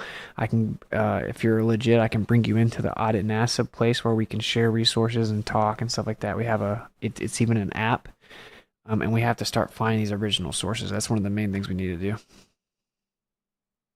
I need people to help me run that. I don't have time to do all of Audit NASA. I need to be able to appoint people I can trust to help me start running that. So anyway, we could move on, but that one's hilarious. I went there just to see this. This guy makes good points about like the way that the objects move don't make any sense, but I don't want to go into all that right now. Maybe in a later one. Like I said, just go watch his video. NASA, the nail in the coffin, flat earth and coffee, 1 day ago. It's only got 3,000 views. Let's get it up to like at least 20. All right. And then here we see like, oh, that's totally not hairspray. Look at her hair and then look at people in vomit comments. And the girl's hair move all over the place. But in space, apparently, it doesn't. Even though NASA's website claims that they actually go on vomit comments in zero-G planes to imitate the gravity because it's exactly the same. And then the astronaut told me in person that it's exactly the same in terms of gravity. It's just that it's more taxing on the body and not as gentle because you come back down. And so it's like up, down, up, down, up, down. It's more taxing on the body is what she said. Other than that, it's exactly the same. But apparently when we look at the girl's hair in space, it's always like stiff as a board. And the only time that we ever see it moving, we see their face is super red, like they're hanging upside down. Right? So if you were to hang someone upside down with a little bit of hairspray or something, or put them in actually vomit comment, you could get more natural flow of hair. And that actually reminds me of this video that we started with. Look at this girl's neck. Look at her neck. She's clearly hanging upside down. Why are the veins busting out of her neck like that? Why does she look like, look, her face is red and look at her veins. She's just standing in zero-G, I thought. Why are her veins busting out of her neck like that? It's because she's hanging upside down, I think. And by the way, these people don't even have to be in the room together, right? You would just record him, record her. And then the people were like, oh, but what about this other part of the scene where they're doing this? And what about the part of the scene where they're doing... Dude, these are pre-recorded questions from children. And then they just film a scene for each answer. And so like say, okay, we're going to take a few zero-G flights for these answers. You're going to hang upside down and have your veins pop out of your neck and almost die for these answers. We're going to put this guy on a harness for these answers. We're going to overlay you guys and separately record it, right? How do people not understand that's all you would be doing? These are pre-recorded questions, which means that the responses are pre-recorded and scripted, right? So no one could actually rebut that you see the harness because they're saying it's not a harness, it's just a reflection. But I asked everyone on the post, I'm like, but why does the reflection move perfectly in tandem with the part of his shoulder that's being pulled? Why does, and none of them answered. Not one of them answered. Look, why is it moving with his shoulder right there? None of them answered. But then what they would start doing is they'd be like, whoa, funny how you decided to leave out that at 10 minutes you can see her necklace floating. It's like, what? What about the object that you see floating? Wait, is that object clearly tied to a wire? Yeah. Maybe they admit it's tied to a wire, right? So I think that what you would do here is you would just be in a zero-G plane. That object's tied to a wire, right? Look, you don't even see the wire half the time. But we just saw the wire. Look, there's the wire. So where's the wire now? It's like if you were talking to some of these people that defend it, they'd be like, that doesn't have a wire on it. What are you talking about? That doesn't have a wire. You have pareidolia. There's no wire on that stuffed animal. It's just floating. Are you sure? Wait, what about that? Is that not a wire attached to it? Clearly, there is a wire attached to it, right? You guys all see that? There it is. There's the wire. But at certain angles and certain times, look, now the wire's gone. Now you can't see the wire. I'm wondering, did they mean to remove that wire and mess up some? Or did they not care if you saw it? And the official story is like they're floating around, they tied a wire to the stuffed animal so they don't lose it. And if that's the case, it's still interesting how sometimes you don't see the wire, right? Like right now you can't tell that there's a wire. It is a dark wire though. Normally they use lighter wires, I think, whenever you want to remove it. It depends on what the background is. So when there's a contrast with the wire in the background, it's harder to remove it. Anyway, you guys see this stuffed animal has a freaking wire. I mean, I wasn't even looking for that. I'm assuming that they admit this, and this one's blatantly there. All right, anyway.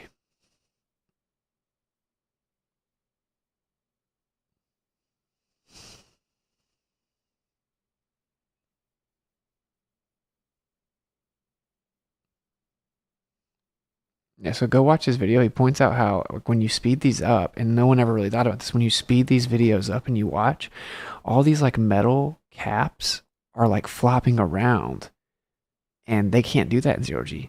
These metal caps can't flop around like that in 0G. So why are they doing that? It's because they're on 0G planes. And that's exactly what they would do. Over the course of time on 0G planes, there would be slight deviations and turbulence. You wouldn't really be able to tell because you're free falling and it counters most of it. But if you were to take the whole footage and speed it up, you would see what happens over time. Pretty ingenious. Pretty ingenious way to catch a lot of the fakery. So I definitely encourage you guys to go check that out. I want to show if like I think he's got like I said, if you have specifically like guys, just do a little bit of work for me. If you're going to send me stuff and you want me to put it in my compilations, it may get seen by 1 million people, right? So just send me the clip of like the gravity failures, but like cut out in the highest resolution you can find. They don't send me a footage that's like just super blocky, and like you don't have to, but if people are willing to help me, like look up, try to find the original source of that video, get the highest quality you can, clip out the part that messed up, and send me the original source as well. And you can do that in Telegram, t.me/Witsit, or just @Witsit on Telegram.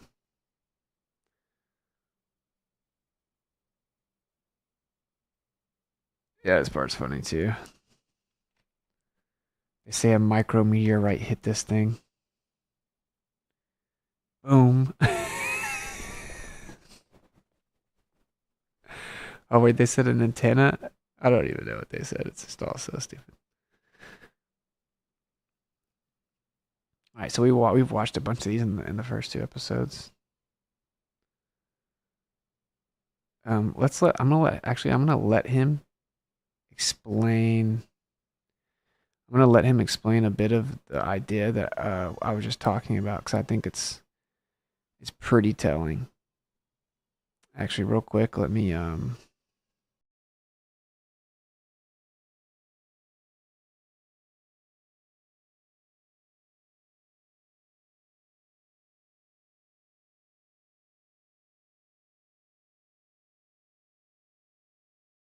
right, play this real quick. Let me find this other one.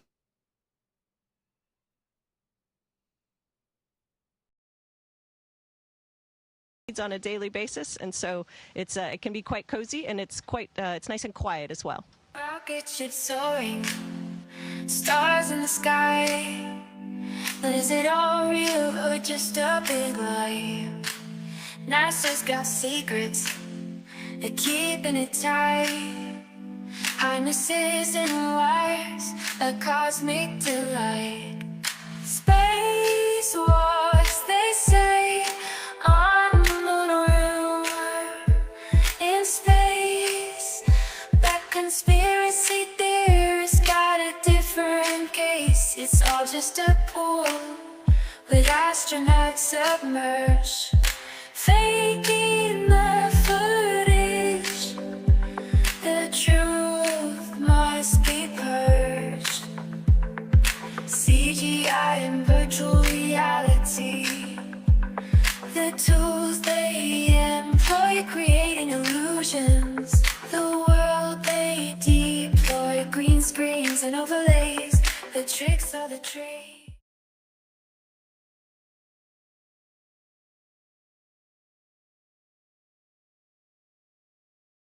I'm muted. All right, I'm gonna let him explain this idea here. See what you guys think. I find it very interesting.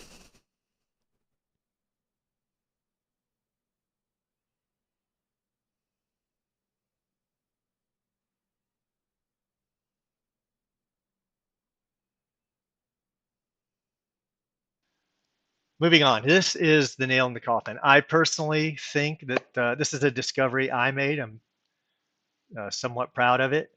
And these little caps, I'm just going to call them caps because that's what they are. They're used in IT and in communications. They make these caps for different things, but in many cases they're for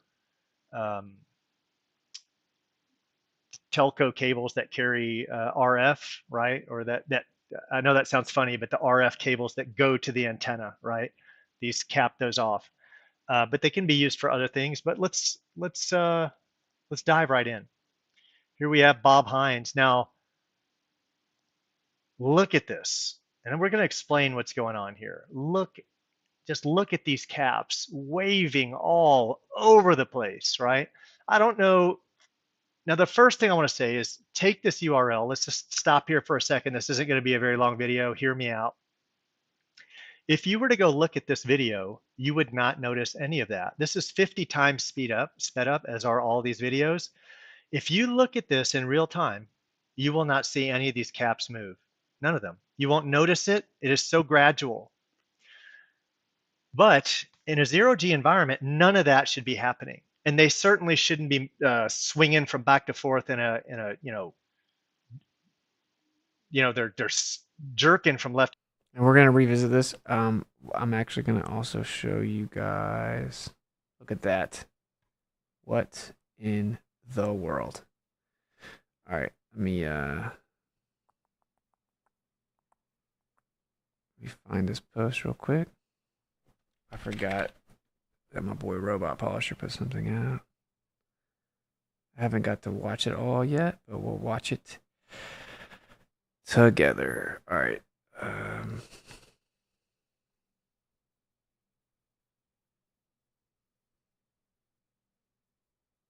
Intelligence. Magic is an amazing way of... Today we're going to be talking to you about magic, war, and intelligence. Magic is an amazing way of thinking. Yes, magic. Magic is the new science. Talking about social engineering, the clever manipulation of the natural human tendency to trust. The important thing you need to know is that you don't know shit. What you see, what you hear, nothing is what it seems. Space is tough, especially whenever you're trying to show video from space. Deception and warfare goes back to early history, but in the 19th and 20th century it became more sophisticated as magicians such as George Méliès began to apply the methods from stage magic to the new medium of motion pictures, thereby pioneering special effects. As the movie industry grew and technology improved, these effects became more convincing.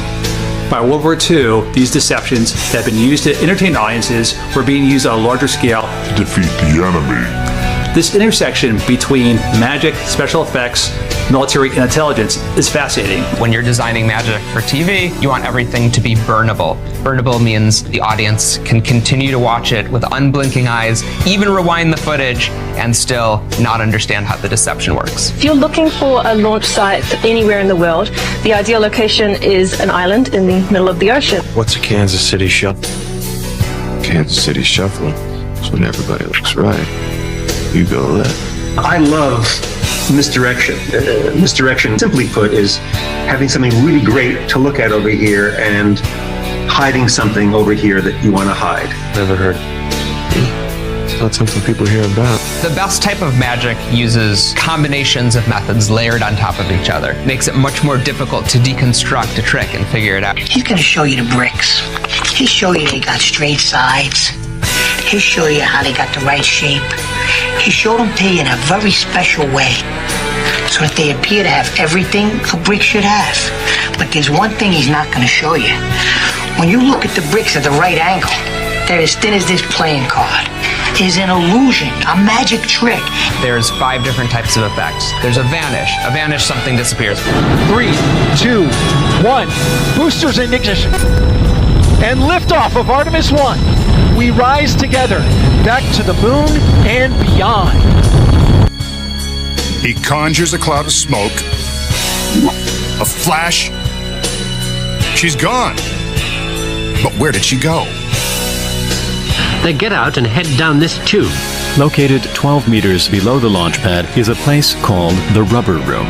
Via that 200-foot escape tube. He was using technology, basically, to perform a magic trick, which is not uncommon. Technology and magic have gone forward through history together.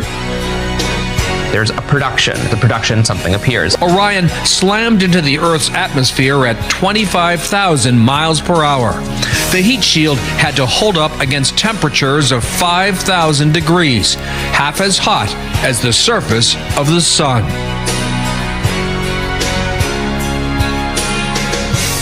Transposition. Two things change places. Photographing the model against a blue screen. It will later be possible to add different backgrounds and other moving objects to the scene. Results? Enough to keep us all dreaming. A transformation. One thing turns into another one. Back on the ground in the water tank on orbit, essentially the same picture. And then natural laws defied, and this can be a levitation, something floats. All he lacked, he said, was the hula hoop to run down the length of a body to prove there are no hidden wires or strings attached. I'm going to bring that part back. Apparently people really struggle with this part. And then natural laws defied, and this can be a levitation, something floats. All he lacked, he said, was the hula hoop to run down the length of a body to prove there are no hidden wires or strings attached.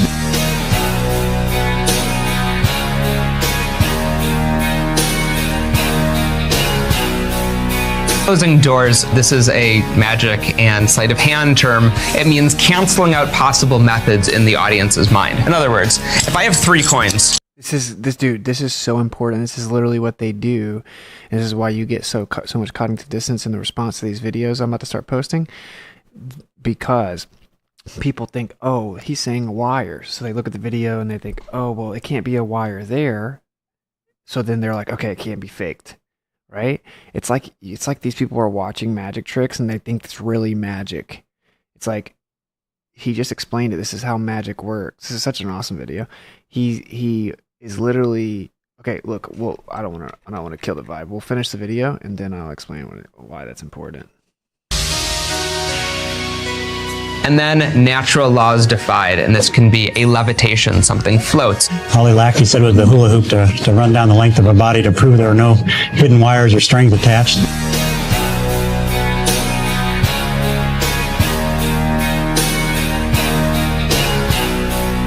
Closing doors. This is a magic and sleight of hand term.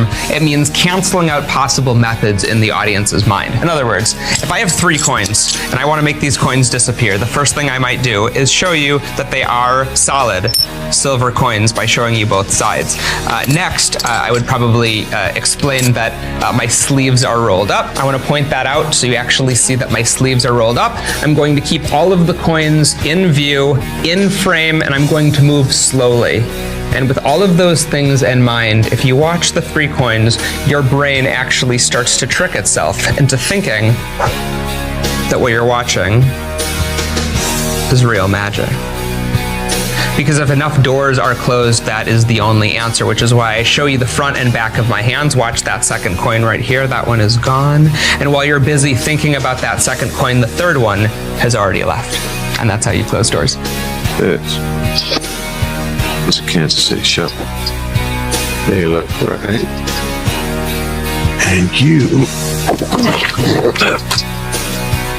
And not everybody can be a robot polisher. You never drop the con. You never break. Die with the lie. Dude, that's such a fire video. Shout out to Robot Polisher. If you're not following him already, I don't know why not. Follow him on X and YouTube. Dude, that's so perfect. So I would like it. Actually, I'm glad that I shouldn't have paused it even, because it really, he put just enough in there to really explain the idea. But you see how he's tricking your mind by if you point out the ideas of what people would think, so whenever they do the videos and they're like, hey, for all the people at home that think you're on wires, can you do a flip for us, right? Because then the person at home is like, yeah, I was thinking the way you'd fake it is with wires, so if he does a flip, then he can't be on a wire. Even though you can be on a wire doing a flip, but they can also be doing different things to fake it, like zero-G, right? And so, like zero-G planes. So it's a technique that works so well with space, and people seem to grasp it when it comes to magic, but they don't get it when it comes to space. And now we know the term, right? Closing doors. It's a term used in magic or sleight of hand. This is magic for adults. Dude, space is magic tricks for adults.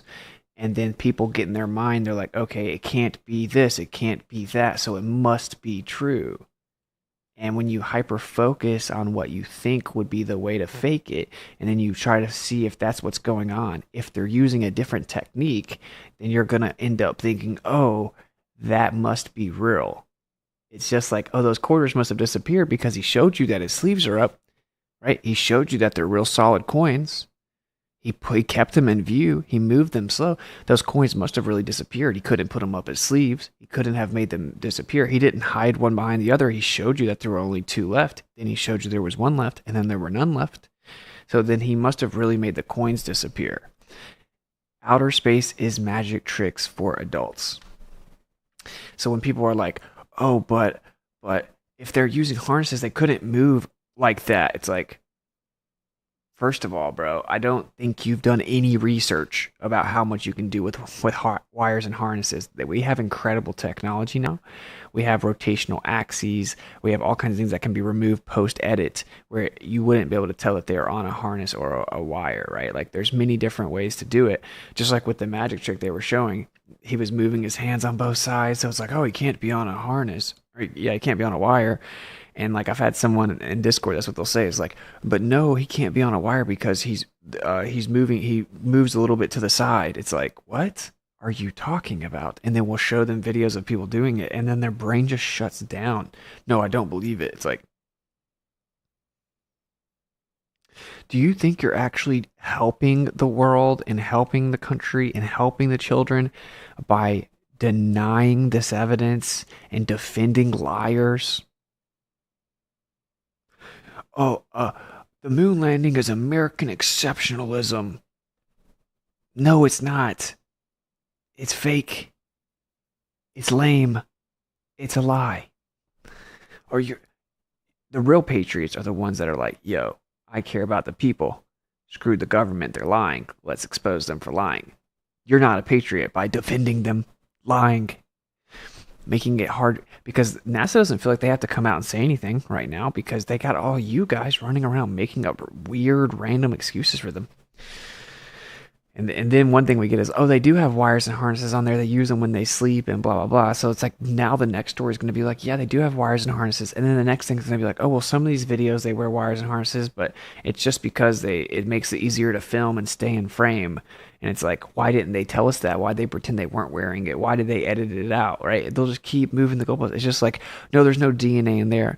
To, oh, but the DNA can't hurt you. To next, it'll be, oh, well, the DNA that changes is good for you. It's wild that people don't see it. All right, let's watch a few more things before we wrap this up. How dare you? You're not a patriot. You're not a patriot if you don't believe in the moon landing.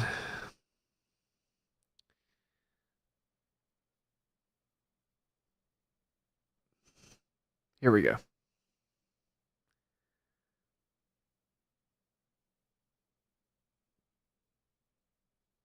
Role model should be. Of what a role model should be. Just Oh, they couldn't fake water. I mean, they can make it look like this is coming out of her eyes, but they couldn't fake water on that guy's face, though.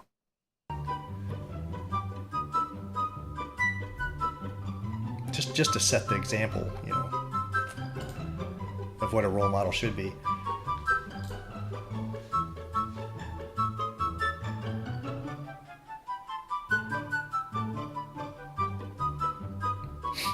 So, zero-G planes, CGI, augmented reality, harnesses from angles you wouldn't normally think about, but this is the best one because this is how they do the watches and the necklaces.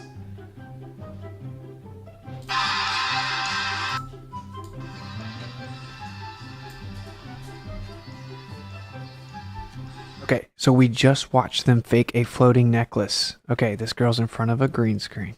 Normally think about, but this is the best one. This girl's in front of a green screen. She doesn't have a necklace. She's not in space. Now let's watch what happens once it slides over. Because this is how they do the watches and the necklaces.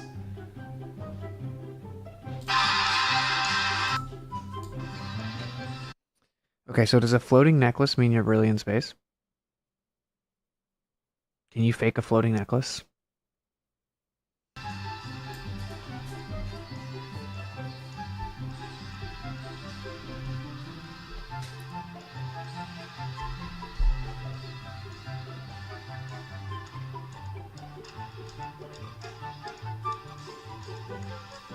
Look at that. And you know they're not going to show, this is for a TV show, right? You know they're not going to show their best work, right? Obviously, because it's too, that's why they just, this necklace scene only lasted for a second, right? Just a second, but that's how they do it. And if you pay attention to their necklaces and their watches, you can see them go invisible, and you can see the overlay, like... Yeah, literally everything that would be faked, you see it glitch out and go invisible. And the pro bono NASA defense attorneys come around and say, oh, that's artifacts. It's like, bro, you sound like you're defending a religion.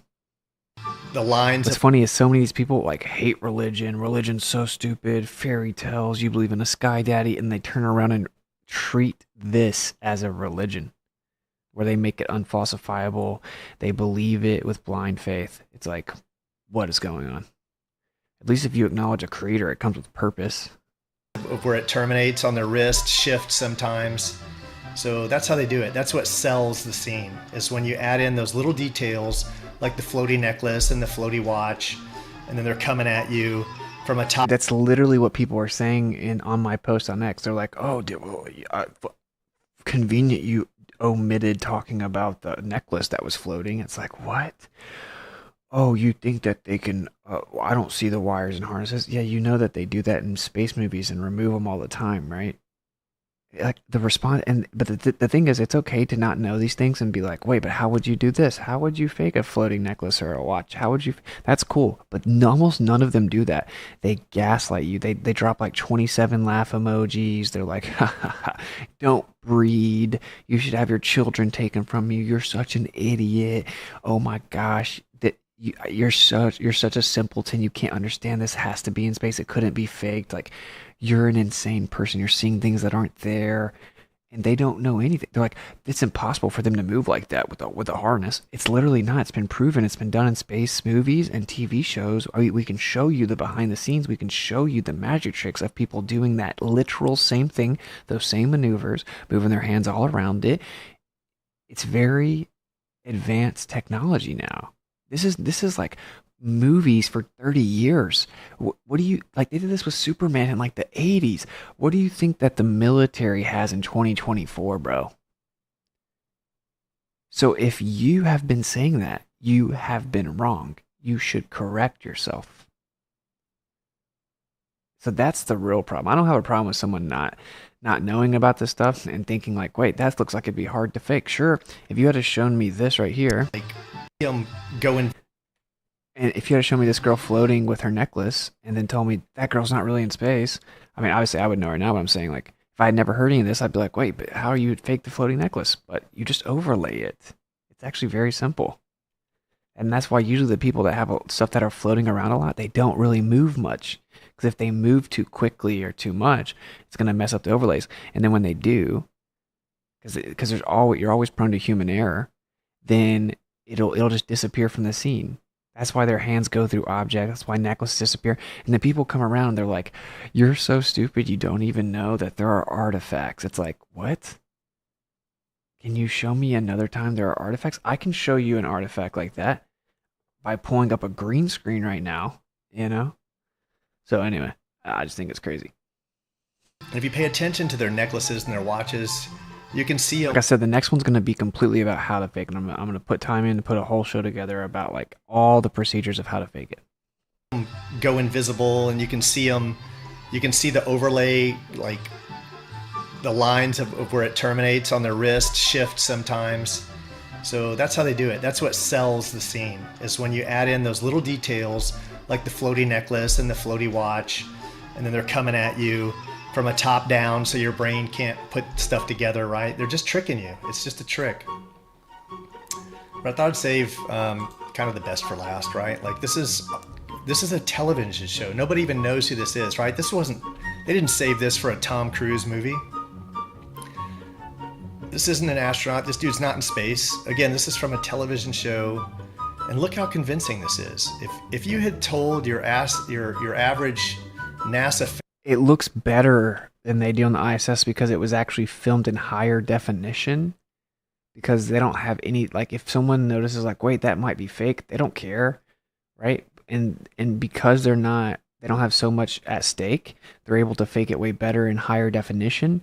NASA gives us, like, 380, 420p so that it's hard to even see it, and everything's really low res. So when things do glitch out and mess up, right, they have like this huge safety barrier, and then the slaves are just eating it up, bro. And like, I don't mean it derogatory when I say slaves, but like, we're all either you mentally break free and understand that the only way that you can be a slave is if you're choosing to be one, or you don't realize that's an option, and then you basically fill that lane, right? So fan that this dude was in space, they'd buy it. They wouldn't doubt it for a second. That's how easy it is to fake space. And that's all the video I've got.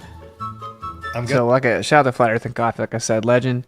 And dude, I'm really I think we're gonna do a bunch of different like fundraisers, so merch and stuff for Audit NASA, and really try to start making like in-depth documentary with forensic analysis, expert analysis, stuff like that. I know I've been talking about Audit NASA for a while.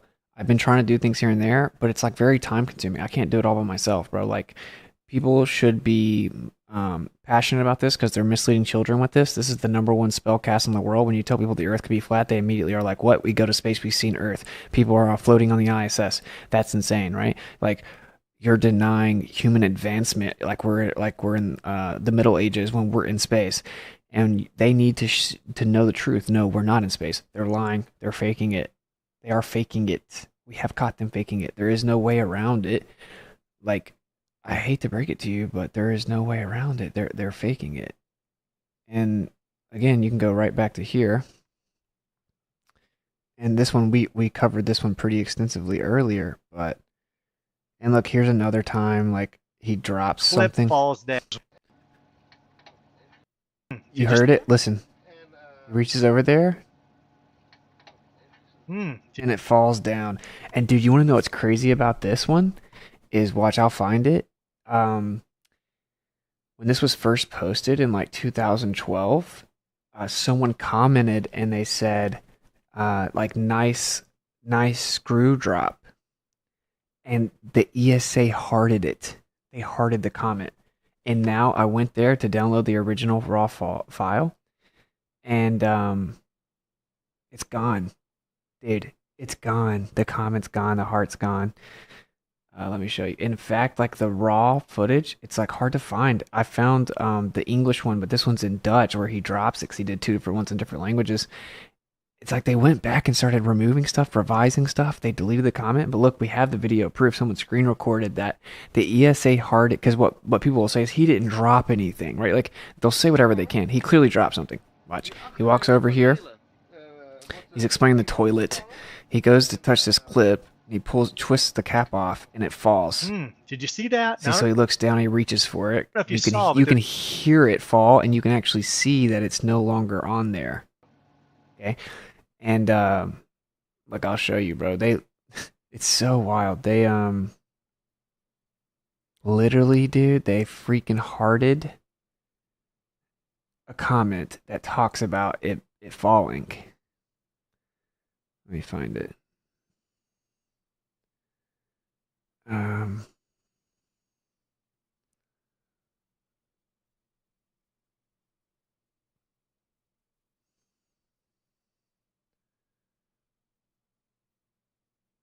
I mean, isn't that weird? Like what does a normal person that's new to this think when they hear that the European Space Agency hearted a comment about how the screw fell in space?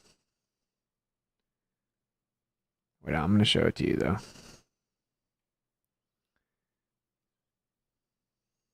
Okay, here it is.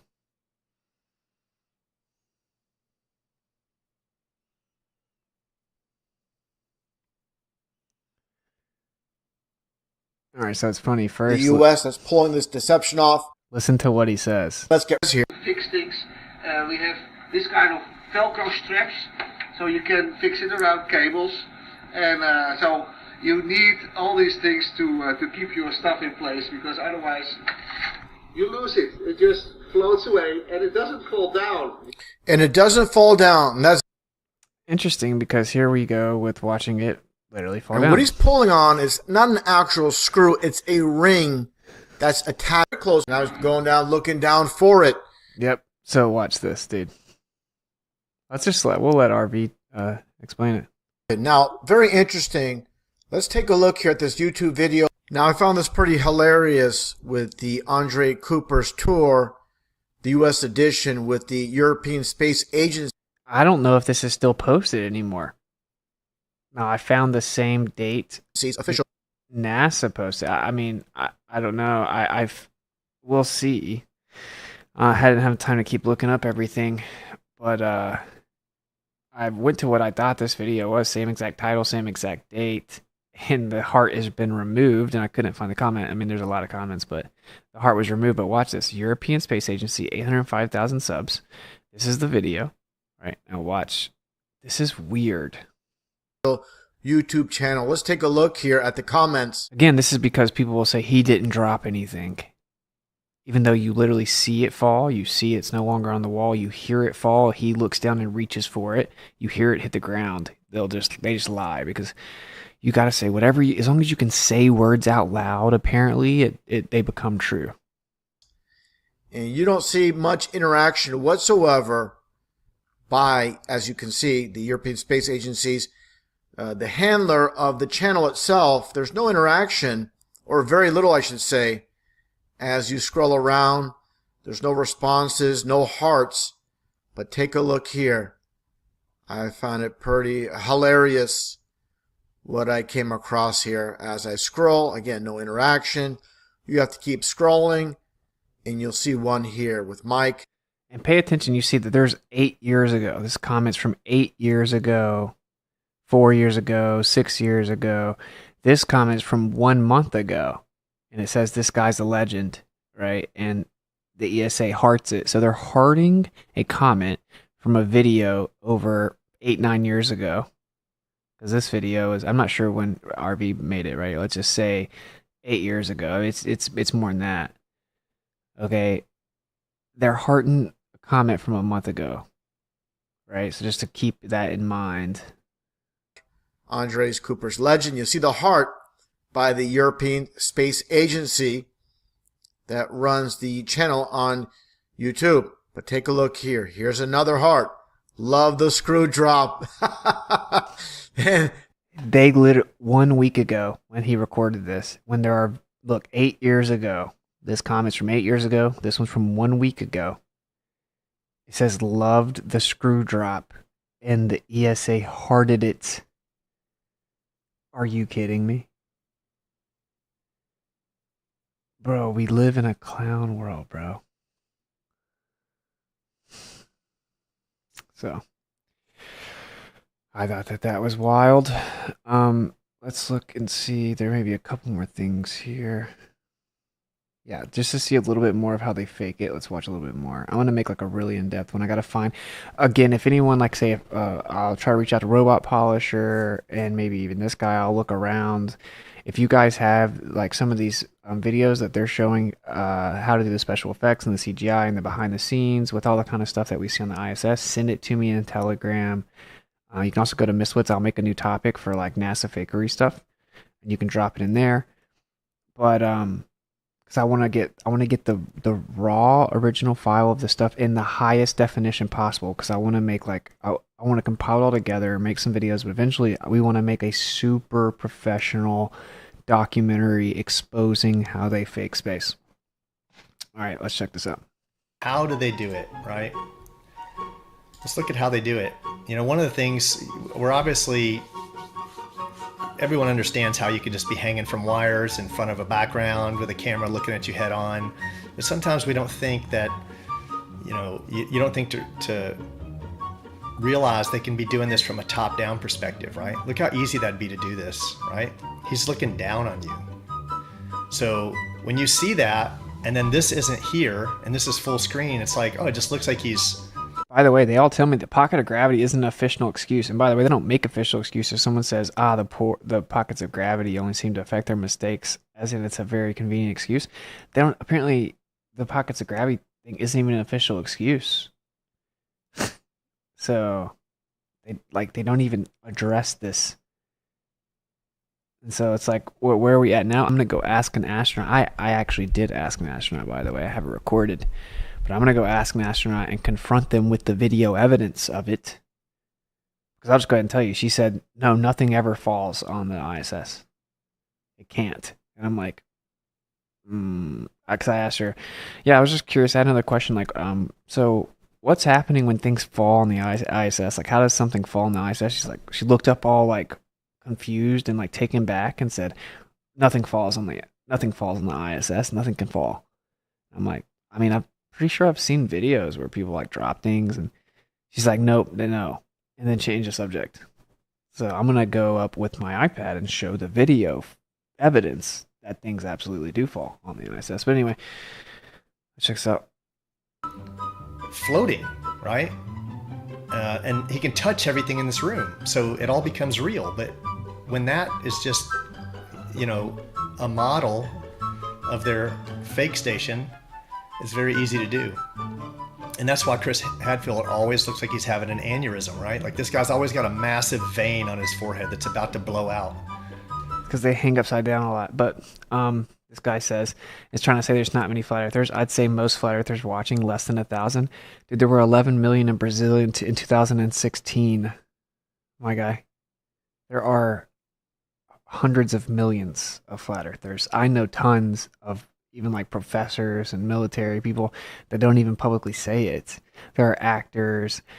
It just came out with Travis Kelce saying that 15 to 20% of the NFL is a flat earther. Like one of the best quarterbacks in history is a flat earther. Tons of people in the UFC and MMA are flat earthers. Tons of the NBA are flat earthers. Tons of actors, tons of rappers, tons of musicians are flat earthers. Tons of politicians probably know.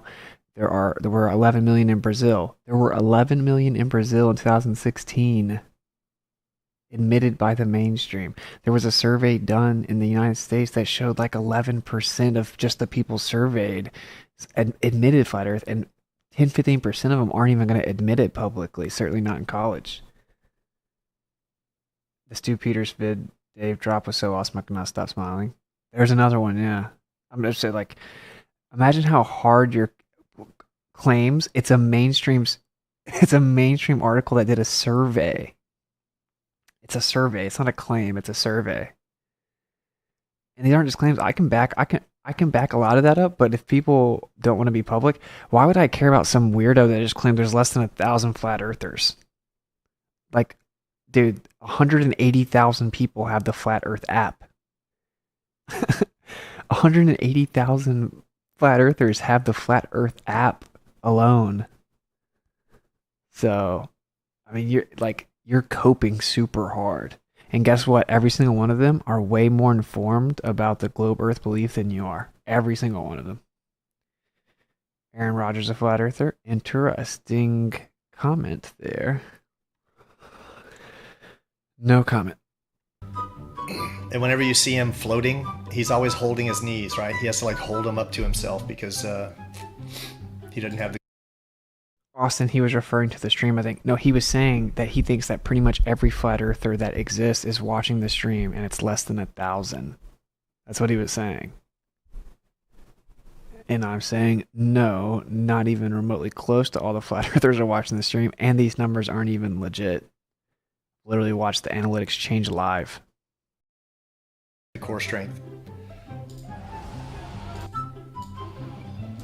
And we'll save some time on this. Try to make this video this as short as we can. Okay, here we go. Dang, Dave Wise, 500K from that app. No, that's not how it works. You know what you're talking about. The maintenance cost for that app is many, many, many tens of thousands of dollars a month. It's many tens of thousands of dollars a month just to run the app. All these people like pocket watching Dave think that they know how much he's making. Oh my, like know that you're like completely wrong about all of it. Can you just chill, please? Look how crazy this is. I mean, this is the whole set. This could have been done in like my living room. They just put a little bit of green screen, and people would go to the movies to watch this.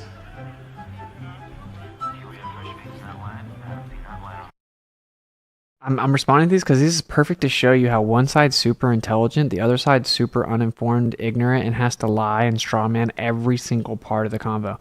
Only a flat earther can believe that a craft with no aerodynamic flight surfaces can go around the whole world every 90 minutes and never need fuel for 23 years is a plane flying in the atmosphere. No flat earther has ever claimed that a plane is going around the earth every 90 minutes. No flat earther has ever claimed that.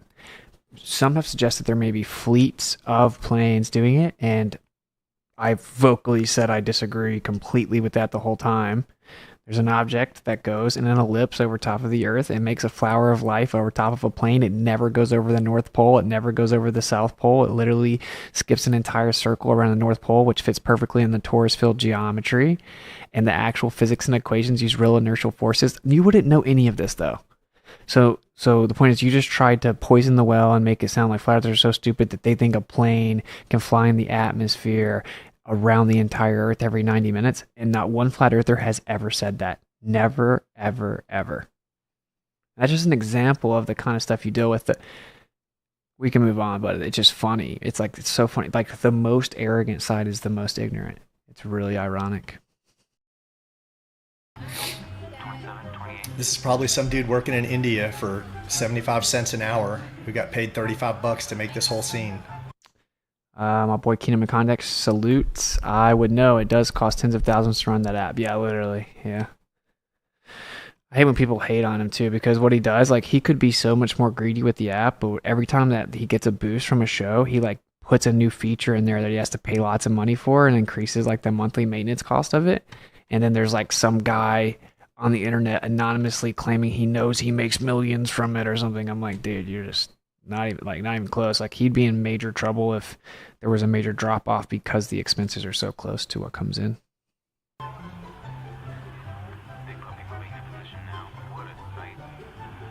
NASA gets $82 million a day. $82 million from the government. All right, that doesn't include sales of merchandise, everyone wearing their NASA hoodies and NASA shoes and all their all the ticket sales they get from people visiting, and just just from taxpayers. $82 million a day. To check out Billie Eilish, such a wholesome young lady. So this is actually interesting, right? Because look, see that? I mean, you could obviously make it look like water's floating on someone's face also, but all right, cool. It is 1 a.m. I say we can wrap it up probably. Obviously, there's a ton of stuff. I mean, it's never ending. Okay, I said I would let him kind of explain his idea here. I find it very interesting, and I'm happy to hear a Globe Earth respond. But what unfortunately we ever find it, we basically just deal with children throwing temper tantrums in the corner and calling people names, and so I don't know. I guess we have to come up with all their answers, and we can typically do better than most people that believe in the globe. And so let's hear the answers. I bet they're just going to say something ridiculous like air conditioning. Like, oh, air conditioning doesn't affect the flags and the wires, but it affects metal caps. So there, I'll go ahead and get rid of the coping. Ironically, this guy says coping in progress. You just claimed there were less than 1,000 flat earthers on the earth, bro. Talk about coping. Super chats? Yeah, I'm gonna read the super chats in just a second. see that happening. What I'm convinced that is, and I'm confident in my, at first I didn't quite understand what would make them go up and down. It's a parabolic flight going down, and unfortunately for them, there's weather, there's crosswinds, and there's turbulences, and as they go down, they get pushed like this and like this, right? So it's actually the structure moving. The caps would be in a state of free fall, right? So at any rate, this shouldn't happen in a zero-G environment. In a zero-G environment, you can just stick something there, which they do all the time. They want you to believe that they can just stick something in space and it'll sit there forever because there's no forces acting on anything. Just like you can take a satellite that provides GPS, and at 26,000 miles out, you can just stick it there and it never moves, because if they were moving around, you couldn't trilaterate, you couldn't triangulate, you couldn't determine where things are on Earth, right? Everything has to have a known distance. That's why triangulation and trilateration works from fixed points on Earth much better and much cheaper. And the globe coordinate system actually doesn't work. They have to make meridian corrections, and then the signal propagation is anisotropic and doesn't match the globe model's projection of longitude and latitude. So they have to actually make Sagnac corrections despite the fact that it isn't in concordance with the relativistic prediction. And they actually have to take the ECEF, transform it to the ECI, which has like the seasons happening every day. And then they just ignore the fact that there's a change in velocity relative to the center of that ECI. So the three major direct refutations, and actually direct evidence that if those satellites are giving us legitimate data, as people claim, the globe doesn't work, or you wouldn't have to make all those corrections, and then claim that it was raw data, which a university proved, not flat earthers, a team university studying relativistic corrections and Sagnac corrections, went to get the raw data from a GPS and saw that there were already pre-applied Sagnac corrections in the data that was claimed to be raw, and the actual raw data is closed source and it's classified. So seems legit. Yeah, GPS is proof of a globe, except it's literally not. But the people that say that read Wikipedia, so it must be true. Going back to this shouldn't happen, right? So if you see this, all of this is a dead giveaway. See these things jerking back and forth? Up here, here. None of that should be going on. None of this. And this is dead proof that this is a parabolic flight. And one more thing before we move on to the next videos that are just an absolute nail in the coffin for NASA, which is just they're all fake space agencies. NASA is just the leader of it. SpaceX flies and supplies stuff to NASA. It's all one production, right? You're going to hear some people's argument, well, it's air conditioning, right? It's not affecting those flags. It's not affecting these. So you get the argument, because I don't have enough time to go all the way through it. Like I said, go show Flat Earth and Coffee some love. No motion detected during free fall, Earth level and rising. Facts. Okay, Kyle, do you and all that, I won't say cult, but group of people that keep on spamming me with that, do you guys want to all pitch in and then match a bet, and then the money goes to charity, and then we'll go do a test and see if there's truly no motion detected during free fall? Because that isn't correct. It actually depends on many different variables, and you can detect motion, but if something's free falling, it can cancel out. It depends on how precise your measurements are. Do you guys have very highly precise interferometry measurements of things falling in different conditions? Or did you guys watch a video of a bottle of water dropping and say it doesn't look like it's changing? Can you please show it that, bro? The Earth is not moving up. It is insane. It's an insane claim. And just like with everything else, you have a burden of proof. It's so funny. These people act like they... All right, I'm not going to sidetrack too much. It's whatever. But the people that say the Earth is moving up, they act like you have to disprove it. It's so weird. It's like, I thought you were a flat earther. They're like, Earth's moving up. You're like, well, we see it not moving, so do you have any evidence of that? That's the only way it could work, because I said so. And my evidence is, trust me, bro, prove that it's stationary. It's like, okay, here's interferometry measurements proving that it's stationary. No, it's moving. Prove it's not moving. What are you talking about? There's no displacement. There's no motion when things fall. That's not true.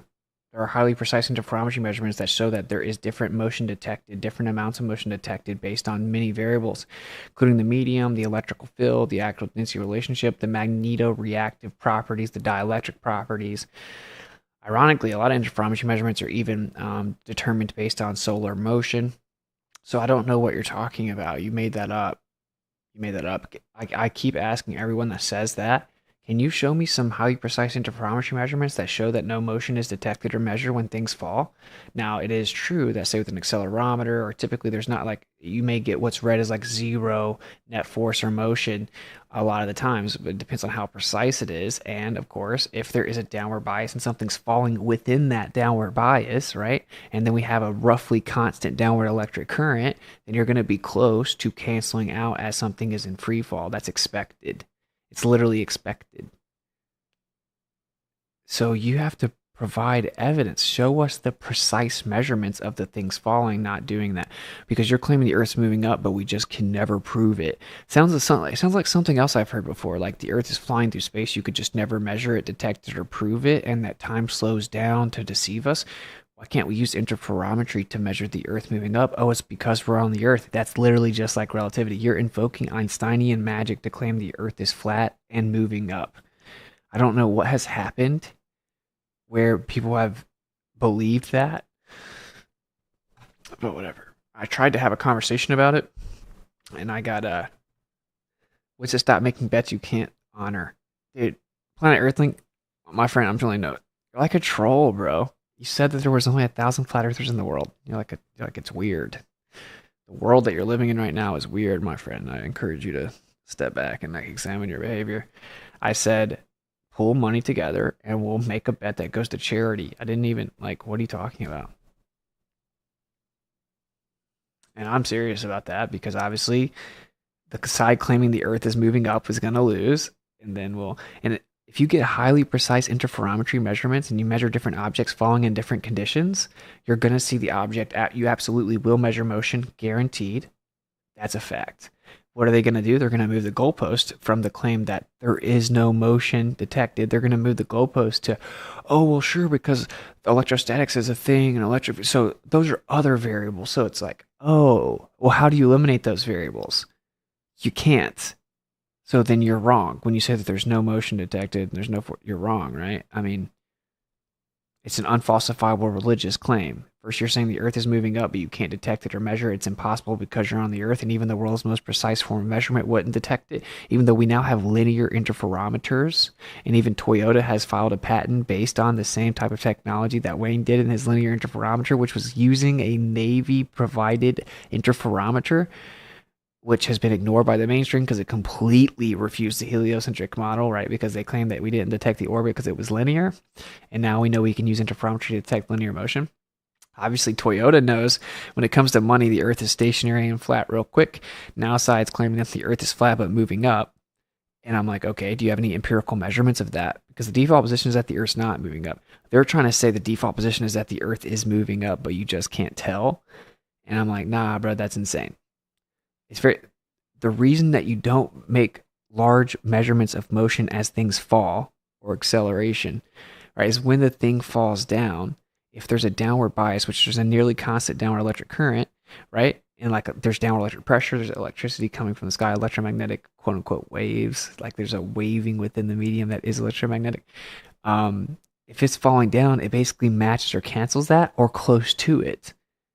And you could say, oh, that's convenient. No, it's a fact that can be proven because you can use interferometry measurements to show that it changes. Sometimes you will detect displacement. That's why I keep telling guys, provide evidence that you tried different mediums with different electric properties, different electric fields, different, like a Faraday cage with a vacuum, interferometry measurements. Because we're talking about such a small difference, you need really precise measurement. And everyone just keeps saying, look at this video of the bottle of water dropping. I'm like, you cannot be serious. I just invoked the most precise form of measurement known to man, and you're talking about a video of a water bottle, and you're saying it looks like that to me? Like, I don't understand it. Okay, anyway, I've addressed that, even though I have avoided doing it for a while, because people get so emotional about that for some reason. Like, they really think that they figured out the Earth is moving up. No hard feelings to whoever said that. I wouldn't even remember who said it. Don't worry about it. I'm trying to help. All right, let's go check out the donations. So today is the 14th. And there are a bunch of people that so it mixes it all up if someone's like a monthly member. So if you're like water, fire, air, earth, air, ether, it mixes them up. I'm gonna go down to the 14th, and just so if there's anyone that donates like in between streams or anything like that, I'll make sure to go through these and I'll catch up with them on the next stream. Okay, you got my word. We'll catch up on the things. If there's ever for some reason that like you donate in between streams and you don't want me to read your donation or something, then like say that. But I have to go through all of these and figure out which ones were donated and not read off in streams and which ones aren't the monthly. So it's like a whole thing. If I did that right now, we'd be here forever. So I thought about that the other day. I'm like, sometimes people, and I don't keep up with this a lot. Sometimes people might donate in between. Okay, Justin Johnson, shout out to you. Shout out to my boy. $25 on Ko-fi. Thank you so much, my brother. Always supporting the channel. Thank you, man. Sam, $10. You look really tired, bro. Hope all is well. Yeah, it's all good. I just like do a million things all day, every day now, and can barely keep up. But thank you for the support. November, NASA could avoid these mistakes if they just had more money. We need to double their budget. That's a valid point. I didn't even think about that, actually. Thank you for the $10, November. Jula B, love how they are both wearing belts to keep their pants up. We read that one earlier. Pretty funny. I honestly think they would try to say it's to keep them from going up. But thank you for the $10 tip. Archer, crazy generous donation. Oh my goodness. Thank you for your hard work in spreading the truth. $500. Wow. I don't know what to say, Archer. That is incredibly generous, brother. Thank you so much. I don't know if you're in the chat, but I greatly appreciate it, and that helps us a ton. So that helps the familia a lot. I greatly appreciate it. That's crazy. Thank you so much, man. I really, really appreciate that. Wow. Okay. Sometimes I wonder, like, because I feel inclined just to keep saying thank you. Like, do people get annoyed when I do that? Like, I'm just going to say from the bottom of my heart, that's very generous. Thank you so much. I greatly appreciate that. And I thank you on behalf of my whole familia as we got the baby coming. So thank you again, Archer. Very generous. Hide and seek. Glad you saw my comments, brother. Don't let them wiggle out of it. Start challenging these authorities. Make it viral so the world sees. And if they back down, it's guilt by omission. Let Austin call in. Hey, I like it.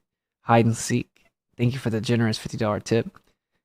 Yeah, dude, I think that's a good idea. Is like the glitches that try to put pressure on people like Elon or I think Elon is compromised, obviously, but there are people that work under Elon that probably aren't, right? And it's like the get in their Twitter spaces, their X spaces, get on their timelines, and like they're so confident it's real, they're gonna be like, dude, let's shut this guy down, and that's how you can pull stuff off like that, I think. And it's like, yeah, like let me call in to like say shoot your little dragon from the sea, funded by the Jesuit Catholic Church. Yeah, your Catholic Church funded dragon from the sea, claiming to prove that the biblical creation account is wrong and go through where there should be a firmament into where should be water and claim it's a vacuum. Let me call in once this little dragon goes up to the ISS and they're floating around. Let me call live and ask them to do stuff. Because your little pre-recorded edited videos, your news anchor saying, hey, for the people that don't believe it, for the scripted guy knows he has to do a flip. That doesn't, no, let a real person that's skeptical like myself call in and ask questions and see if they can do the stuff live that they should be able to do. That would shut us down. Shut us down, man. They won't do it, though. They can't because they're lying. Thank you for the tip. T. Wayne, I have a family member who was employed for ULA. Their NDA is expired since retirement and have a lot to say. One thing is that they know NASA's faking their footage. That's pretty crazy. What is the ULA? United Launch Alliance? That's pretty crazy. You have a family member who was employed for the United Launch Alliance. Their NDA is retired since they, or is expired since they retired, and they have a lot to say. One thing is that they know NASA's faking their footage. Dude, tell them to reach out to me. If they're down to come on, obviously I'll also interview them if they want to do that. Thank you for the $10 tip. And that's pretty cool, man. That doesn't surprise me, to be honest. That's what's so funny is people don't even know, like on this side of it, like, yeah, there are lots of NASA employees that are flat earthers and don't believe that they're going to space. There are former NASA employees that think that. There are people that are very close to Elon that think that. I mean, the narrative painted by some of these people that defend these lies is completely inaccurate. You would be amazed. All right, T-Wayne, thank you. Bible Matrix. Hey, Austin, love you, bro. May Christ bless y'all's walks. Question. When invoking the first and second law of thermodynamics contradicting the Big Bang, the naturalist argument, the rebuttal is that it only applies to a closed system, that it doesn't apply to the Big Bang. Thoughts? Cheers. Okay, yeah, that's just not true. The second law applies to all natural and spontaneous systems.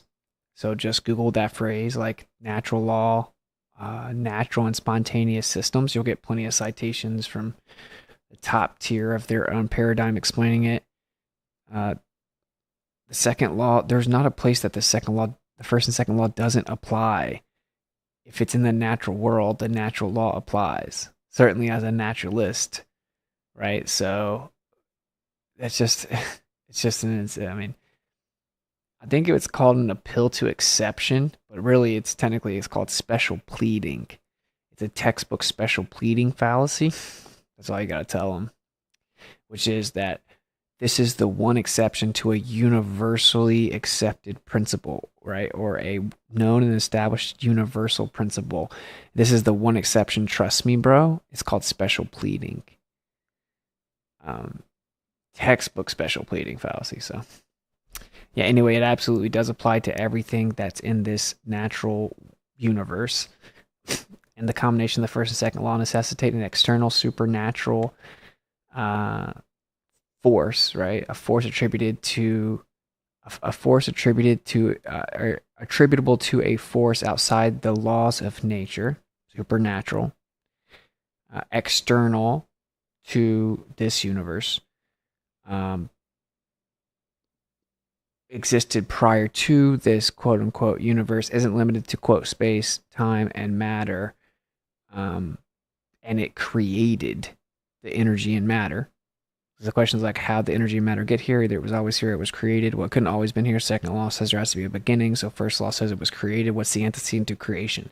So you need an external supernatural force that isn't limited to natural law, that is outside of this place, which is what external means, came before this place, isn't limited to time, space, or matter, and created this place. That's called a creator, my friend. So hopefully that was a good enough answer for you, bro. Bradley, if you can show me, and by the way, I don't know, when you say they say that, it's not like a physicist or something. Bradley, if you can show me how, I will help with finding the original sources. I don't know exactly how, to be honest, my brother. You can try to use something called Yandex, YANDEX. So what I've been doing is taking the videos, screenshotting different scenes, running it through the reverse image search, but Yandex is way better than Google, and going through to see if I can find the video. If I can get, if I find someone else who covered it or the mess up, I'll see did they link to the original document. Not enough people did link to the original source, by the way. Over the 7 years of people making videos exposing NASA, they didn't put the original source in the description. I think they should have. It would have really helped us out now because they had to go there at some point, right? But what happened is the flat earthers just all shared the compilations. Anyway, if you can find a title at all, then you can look it up. You can also, if you find out who's in it, you can look it up that way. I've been trying to use pre-search. I think pre-search is now not even working. Pre-search is like censored too. So I'm trying to figure out the best way to do it, to be honest. But I think that that's a good start. There's another one, I forgot what it's called. Let me find it.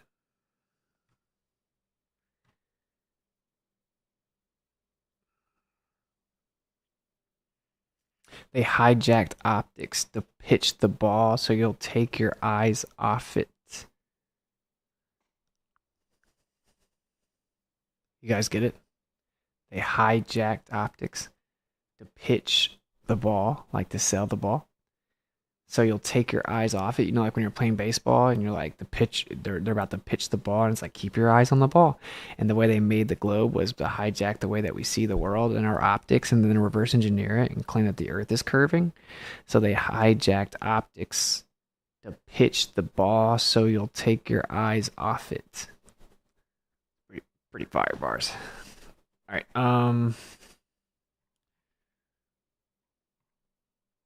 Let me try to find this for you really quick.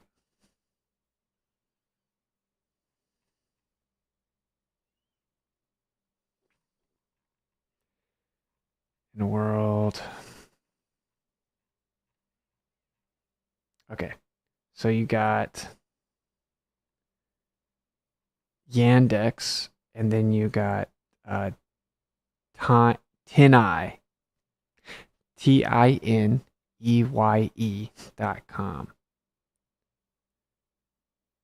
So Yandex and TINEYE.com, TINEYE, are the better reverse image searches than Google, but it's still hard to find it, to be real with you. But yeah, I'd appreciate any help, and maybe people can get together and audit NASA if we can figure out the best way to do it. When it becomes common knowledge that the Earth is not a globe and that the Earth is at the center of everything, the vast majority will understand that there is a God that created everything. How do you see this playing out as it relates to end-time prophecy? Julian, thank you so much for the profound question and the $25 tip. I have lots of theories about this. Is this the last super chat? Okay, it's the last one. Like I said, if there's anything that happened before this stream, I will catch up on the next stream. Shout out to all the monthly members as well. So that's a good question to kind of wrap things up on. I don't know. JK, I still don't understand how Sydney to LA flights only take about 14 hours. Do you have any idea how that might be? Thanks for your content as always. Yeah, man, they use jet streams, bro, and the planes can admittedly go up to 650 miles per hour. The jet streams can go up to 300 miles per hour. That's 950 miles per hour. How far can you go in 14 hours if you're traveling almost 1,000 miles per hour? And then, where are you getting the alleged distance that it would be on a plane anyway? Well, it's the FE map, which is just the globe coordinates changed. That's not the perfect map. It's not completely accurate. There's only like a few planes. There's like very specific planes that go on those routes. There's only a few of them. Who knows if they're fast or whatever. There's only a few pilots, few planes that take those really long southern to southern flights. They're like the most rare flight in the world. And they're canceled more than any other flight, but they do happen. They happen somewhat regularly, as far as we can tell. And the planes they say they use go up to like 650. If you add again, like the jet streams, just like how fast we know the jet streams go, they could go faster. Supposedly NOAA even says they go faster in the south, but that's hard to record how fast. Yeah, we've have planes clocked at like 850 in the north because of jet streams. And we know it's funny on the, like, where they go is over the water. And so on a plane going in that loop over the water would be right where the jet streams are mapped out on a plain Earth. But like I said, the map's not perfect, so I don't even know exactly what the distance would be, but you could go extremely far. Also, interesting point, someone that had, because of his profession, had inside access to a lot of this GPS data when it came to the planes. He started pulling it when it came to the southern flights, and they were messing with the data, and he was putting stuff together, proving that they were literally messing with the GPS data when it came to these flights and where they really were. And I didn't say this honestly, but people were saying like, bro, what you're doing is like seems super dangerous because you're sharing this inside info with all of us on Discord. And he was putting on together and like he got the inside raw data and was mapping it all out. Like this dude was like a genius, and people were suggesting that he like be more cautious, and he just disappeared. Like literally, he just disappeared. And he was like, even like he referred to himself as map maker, blah, blah, blah. But I don't know what happened to him. But anyway, the stuff that he laid out even before he disappeared was like very crazy. So You have to keep that in mind as well. Like the alleged data tracking it anyway is sketchy. So there's that, and I don't know why people don't get it. I point out that it's supposedly the same distance both ways, right? And the globe's a specific distance, but if it takes 11 hours one way and 14 hours the other way, then what does that mean? They would have to be taking jet streams, right? And what we see is if it says it takes, like, say it says it takes 12 hours one way and 14 the next. When it says it takes 12, it actually ends up taking longer than that. It's such a long flight that if it takes 30 minutes to an hour longer, do you really even notice? You don't. But what that proves is that when they claim it's going the same speed, like if you go look at the 24/7 flight radar, it'll say 550. It's like the plane goes 650, and we know they're doing jet streams. Even in your own paradigm, they have to be using jet streams because it's taking different times, right? If one way takes a time different than the other way, they can't just be the same plane going the same speed and the same distance. That makes no sense. I don't know why that I lose people at that part. If the plane is going the same distance and the same speed, it's going to take the same time. But we know that the flights take drastically different times. What does that mean? They're using jet streams even within the globe paradigm. And so when we point out that they're using jet streams, people deny it. And it's like, what is weird? Well, it claims that those planes are going the same speed on the official data, around 550 to 600 miles per hour, like the official globe 24/7 flight radar data claims they're going like 550. But they can't be going 550 there and 550 back the same distance, and it take like hours difference. So what that proves is that the globe data actually isn't true. So the evidence actually backfires like it always does. So that's a pretty sufficient answer. Okay, the other person's question is pretty profound. When it becomes common knowledge, which we don't know for sure that it will, right? But that the earth is not a globe and that the earth is at the center of everything, the vast majority will understand that there is a God that created everything. How do you see this playing out as it relates to end time prophecy? I'd love this question. Okay. I have a few theories, but one of them is, like Enoch says, that in the end, there will be a time where the moon won't be in her appointed location, that a chief star will kind of rebel and deviate from its orbit, and that people will, that the true nature of the stars will be concealed from the sinners. One could argue we're already there, and that kind of prophesies and predicts the heliocentric deception, and that people will err in their way concerning them, and even take them to be gods. Now, what's interesting is imagine if the moon all of a sudden wasn't where it was supposed to be in its cycle. Say we woke up tomorrow and the moon wasn't where it was supposed to be. If the planets, quote unquote, all of a sudden changed orbit, that would completely refute the heliocentric model overnight, right? It's all built upon the cycle, and then they make very specific definitive claims. So if it changes, it would refute the heliocentric model overnight. In my opinion, I think that's possible. Like if what Enoch's saying is that like these stars real deal change their orbits, or chief stars, maybe planae wandering stars, I don't know. It actually describes it as like rebellious behavior from my memory, but if it changes orbit, like everyone would know the heliocentric model is not true overnight, like even the most staunch glober. And in that scenario, I think, okay, yeah, what would the deception be? It would maybe be entities presenting themselves as gods and saying, look, you guys are wrong about cosmology, you're wrong about your history, we're here to free you, give you peace, we helped make you, we helped seed your planet or your plane. I think they've absorbed a more accurate representation of this place. They make it as if being in the terrarium is being trapped and being bad, but they were here to try to help us, and then everyone goes to them for all the answers because they've been so grossly deceived. And so that's why I say flat earth is not going to save you. And I leave that possibility open that there would be actual entities that present themselves as gods and people worship them again, like all ancient civilizations claimed to happen back in the day. So that is speculation. I am not claiming to know that, certainly in any form of prophetic way, but I find it to be interesting. That's why it's important. Flat Earth doesn't save you, but it definitely is a nice little jump start to make you re-examine things in a different light and maybe help expedite your path to realizing that you should work on getting saved, that you need to be saved, that you need to humble yourself to the Father in sincerity and pursue a relationship with Him and accept His gift of salvation and persevere till the end through the Messiah, His Son, our mediator and high priest. Oh, how dare you? And the father saves. All right. Whoever said that I look tired, you are correct. All right. Hopefully you guys enjoyed it. Like I said, I'll catch up with all the donations. I have a debate tomorrow, 9 p.m. Eastern, so 8 Central. Me versus this preacher that preaches alongside Pastor Anderson from Baptist Bias. It'll be on Rumble, Baptist Bias on Rumble.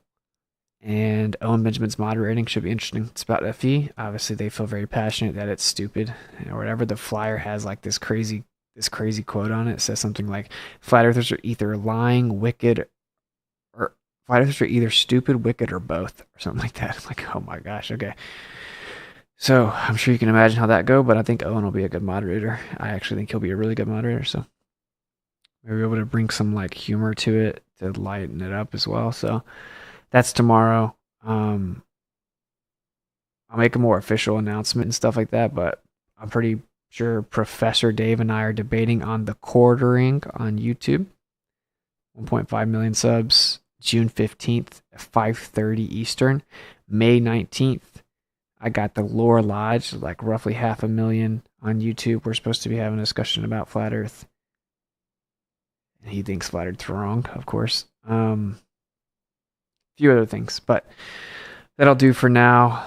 And yeah, I'm going to start doing a once a week. Like I check whatever's in the PO box. I'll open it up with you guys.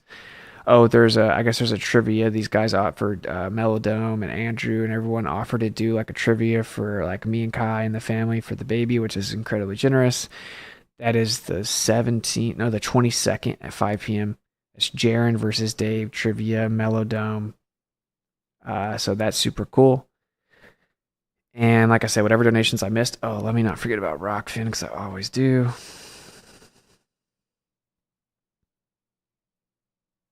I don't even know how to see if there's anything on Rumble, but there's usually not. No, there's nothing there. All right. Wow. Very generous donations on Rockfin. Jenny 8208. I don't credit HARP for the Auroras Friday or Saturday. I'm not crediting government for God's glory just because they tested in a small area previously. Cheers. No, I don't disagree with that, although I do think that they could mess with a bunch of stuff. But yeah, I think it's beautiful. It's probably the creator. I think they for sure can artificially create it because that's electromagnetic in nature, but I feel you on that. Thank you for the $5 tip. Will Davis, thank you for the generous $50 tip on Rockfin. Thank you, Austin, for your work. Thank you for your support, brother. Leland Wilt, $5 on Rockfin. Thank you so much. Cool Moonshine, very, very generous $100 tip. Thank you so much. Hello from Los Angeles. Keep it up. By the way, where's the best diving camp for my 15-year-old daughter in Florida? Love how kind you were to FTFE. Craig made me cry. Oh, nice. I mean, not nice that you cried, but yeah, I get the sentiment. I tried to be. He's a human, you know. Best diving camp? I don't know. I'd have to ask around. I probably could ask around and find out. Message me on Telegram though. That's the only way I'll remember to like give it back to you. But I could ask a few people that are local and depending on where you are. I'm near the Tampa area, so that's all I'll be able to help you with, I think. I am a Florida newbie. Cool. All right. I hate that you can't tell how many are live watching on X. I think it just like as people pop in, it adds to the total. It says 2.2K, but I don't know how many are really there. Austin just opened the debate by saying the Trinity doesn't exist on the flat earth and watch them spiral into oblivion. Oh, that's hilarious. Yeah. Yo, I totally should work it in.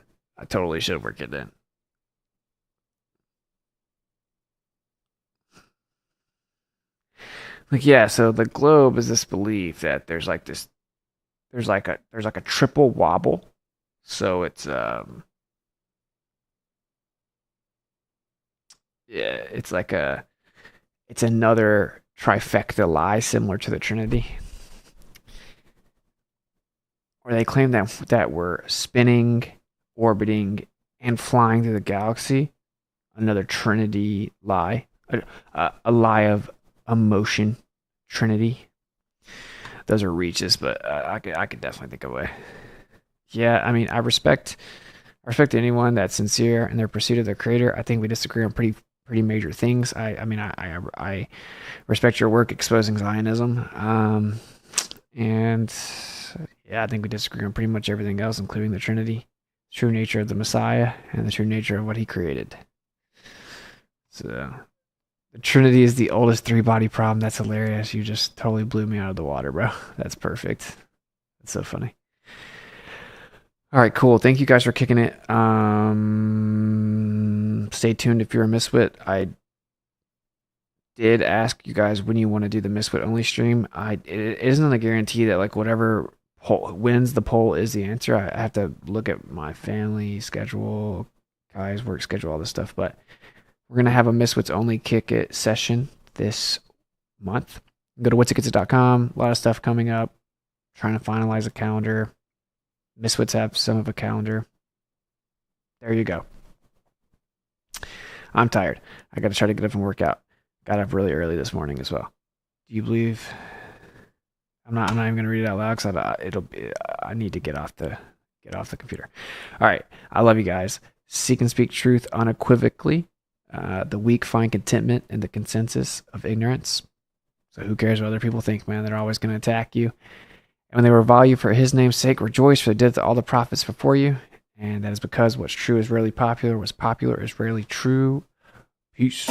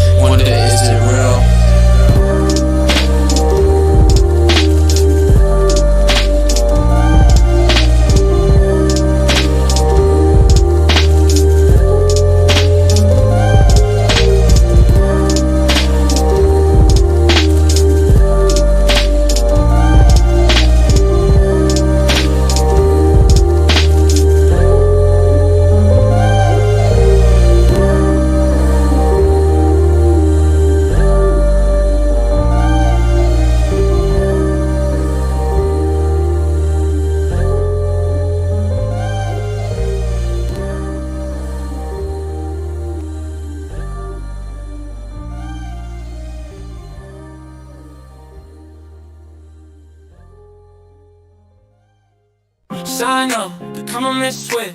Those who don't fit, society gives us a skit. We ain't about that mainstream. There what's popular ain't true. What's true ain't popular. Flip, misfits in our house. We come through it with so sharp we cut right through. We don't follow trends. We got our own groove, breaking the mold, making a move.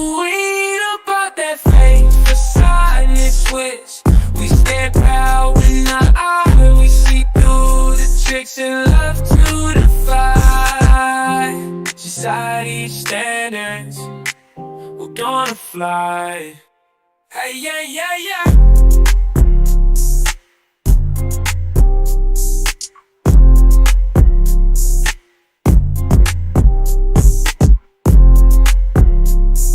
One face of sadness.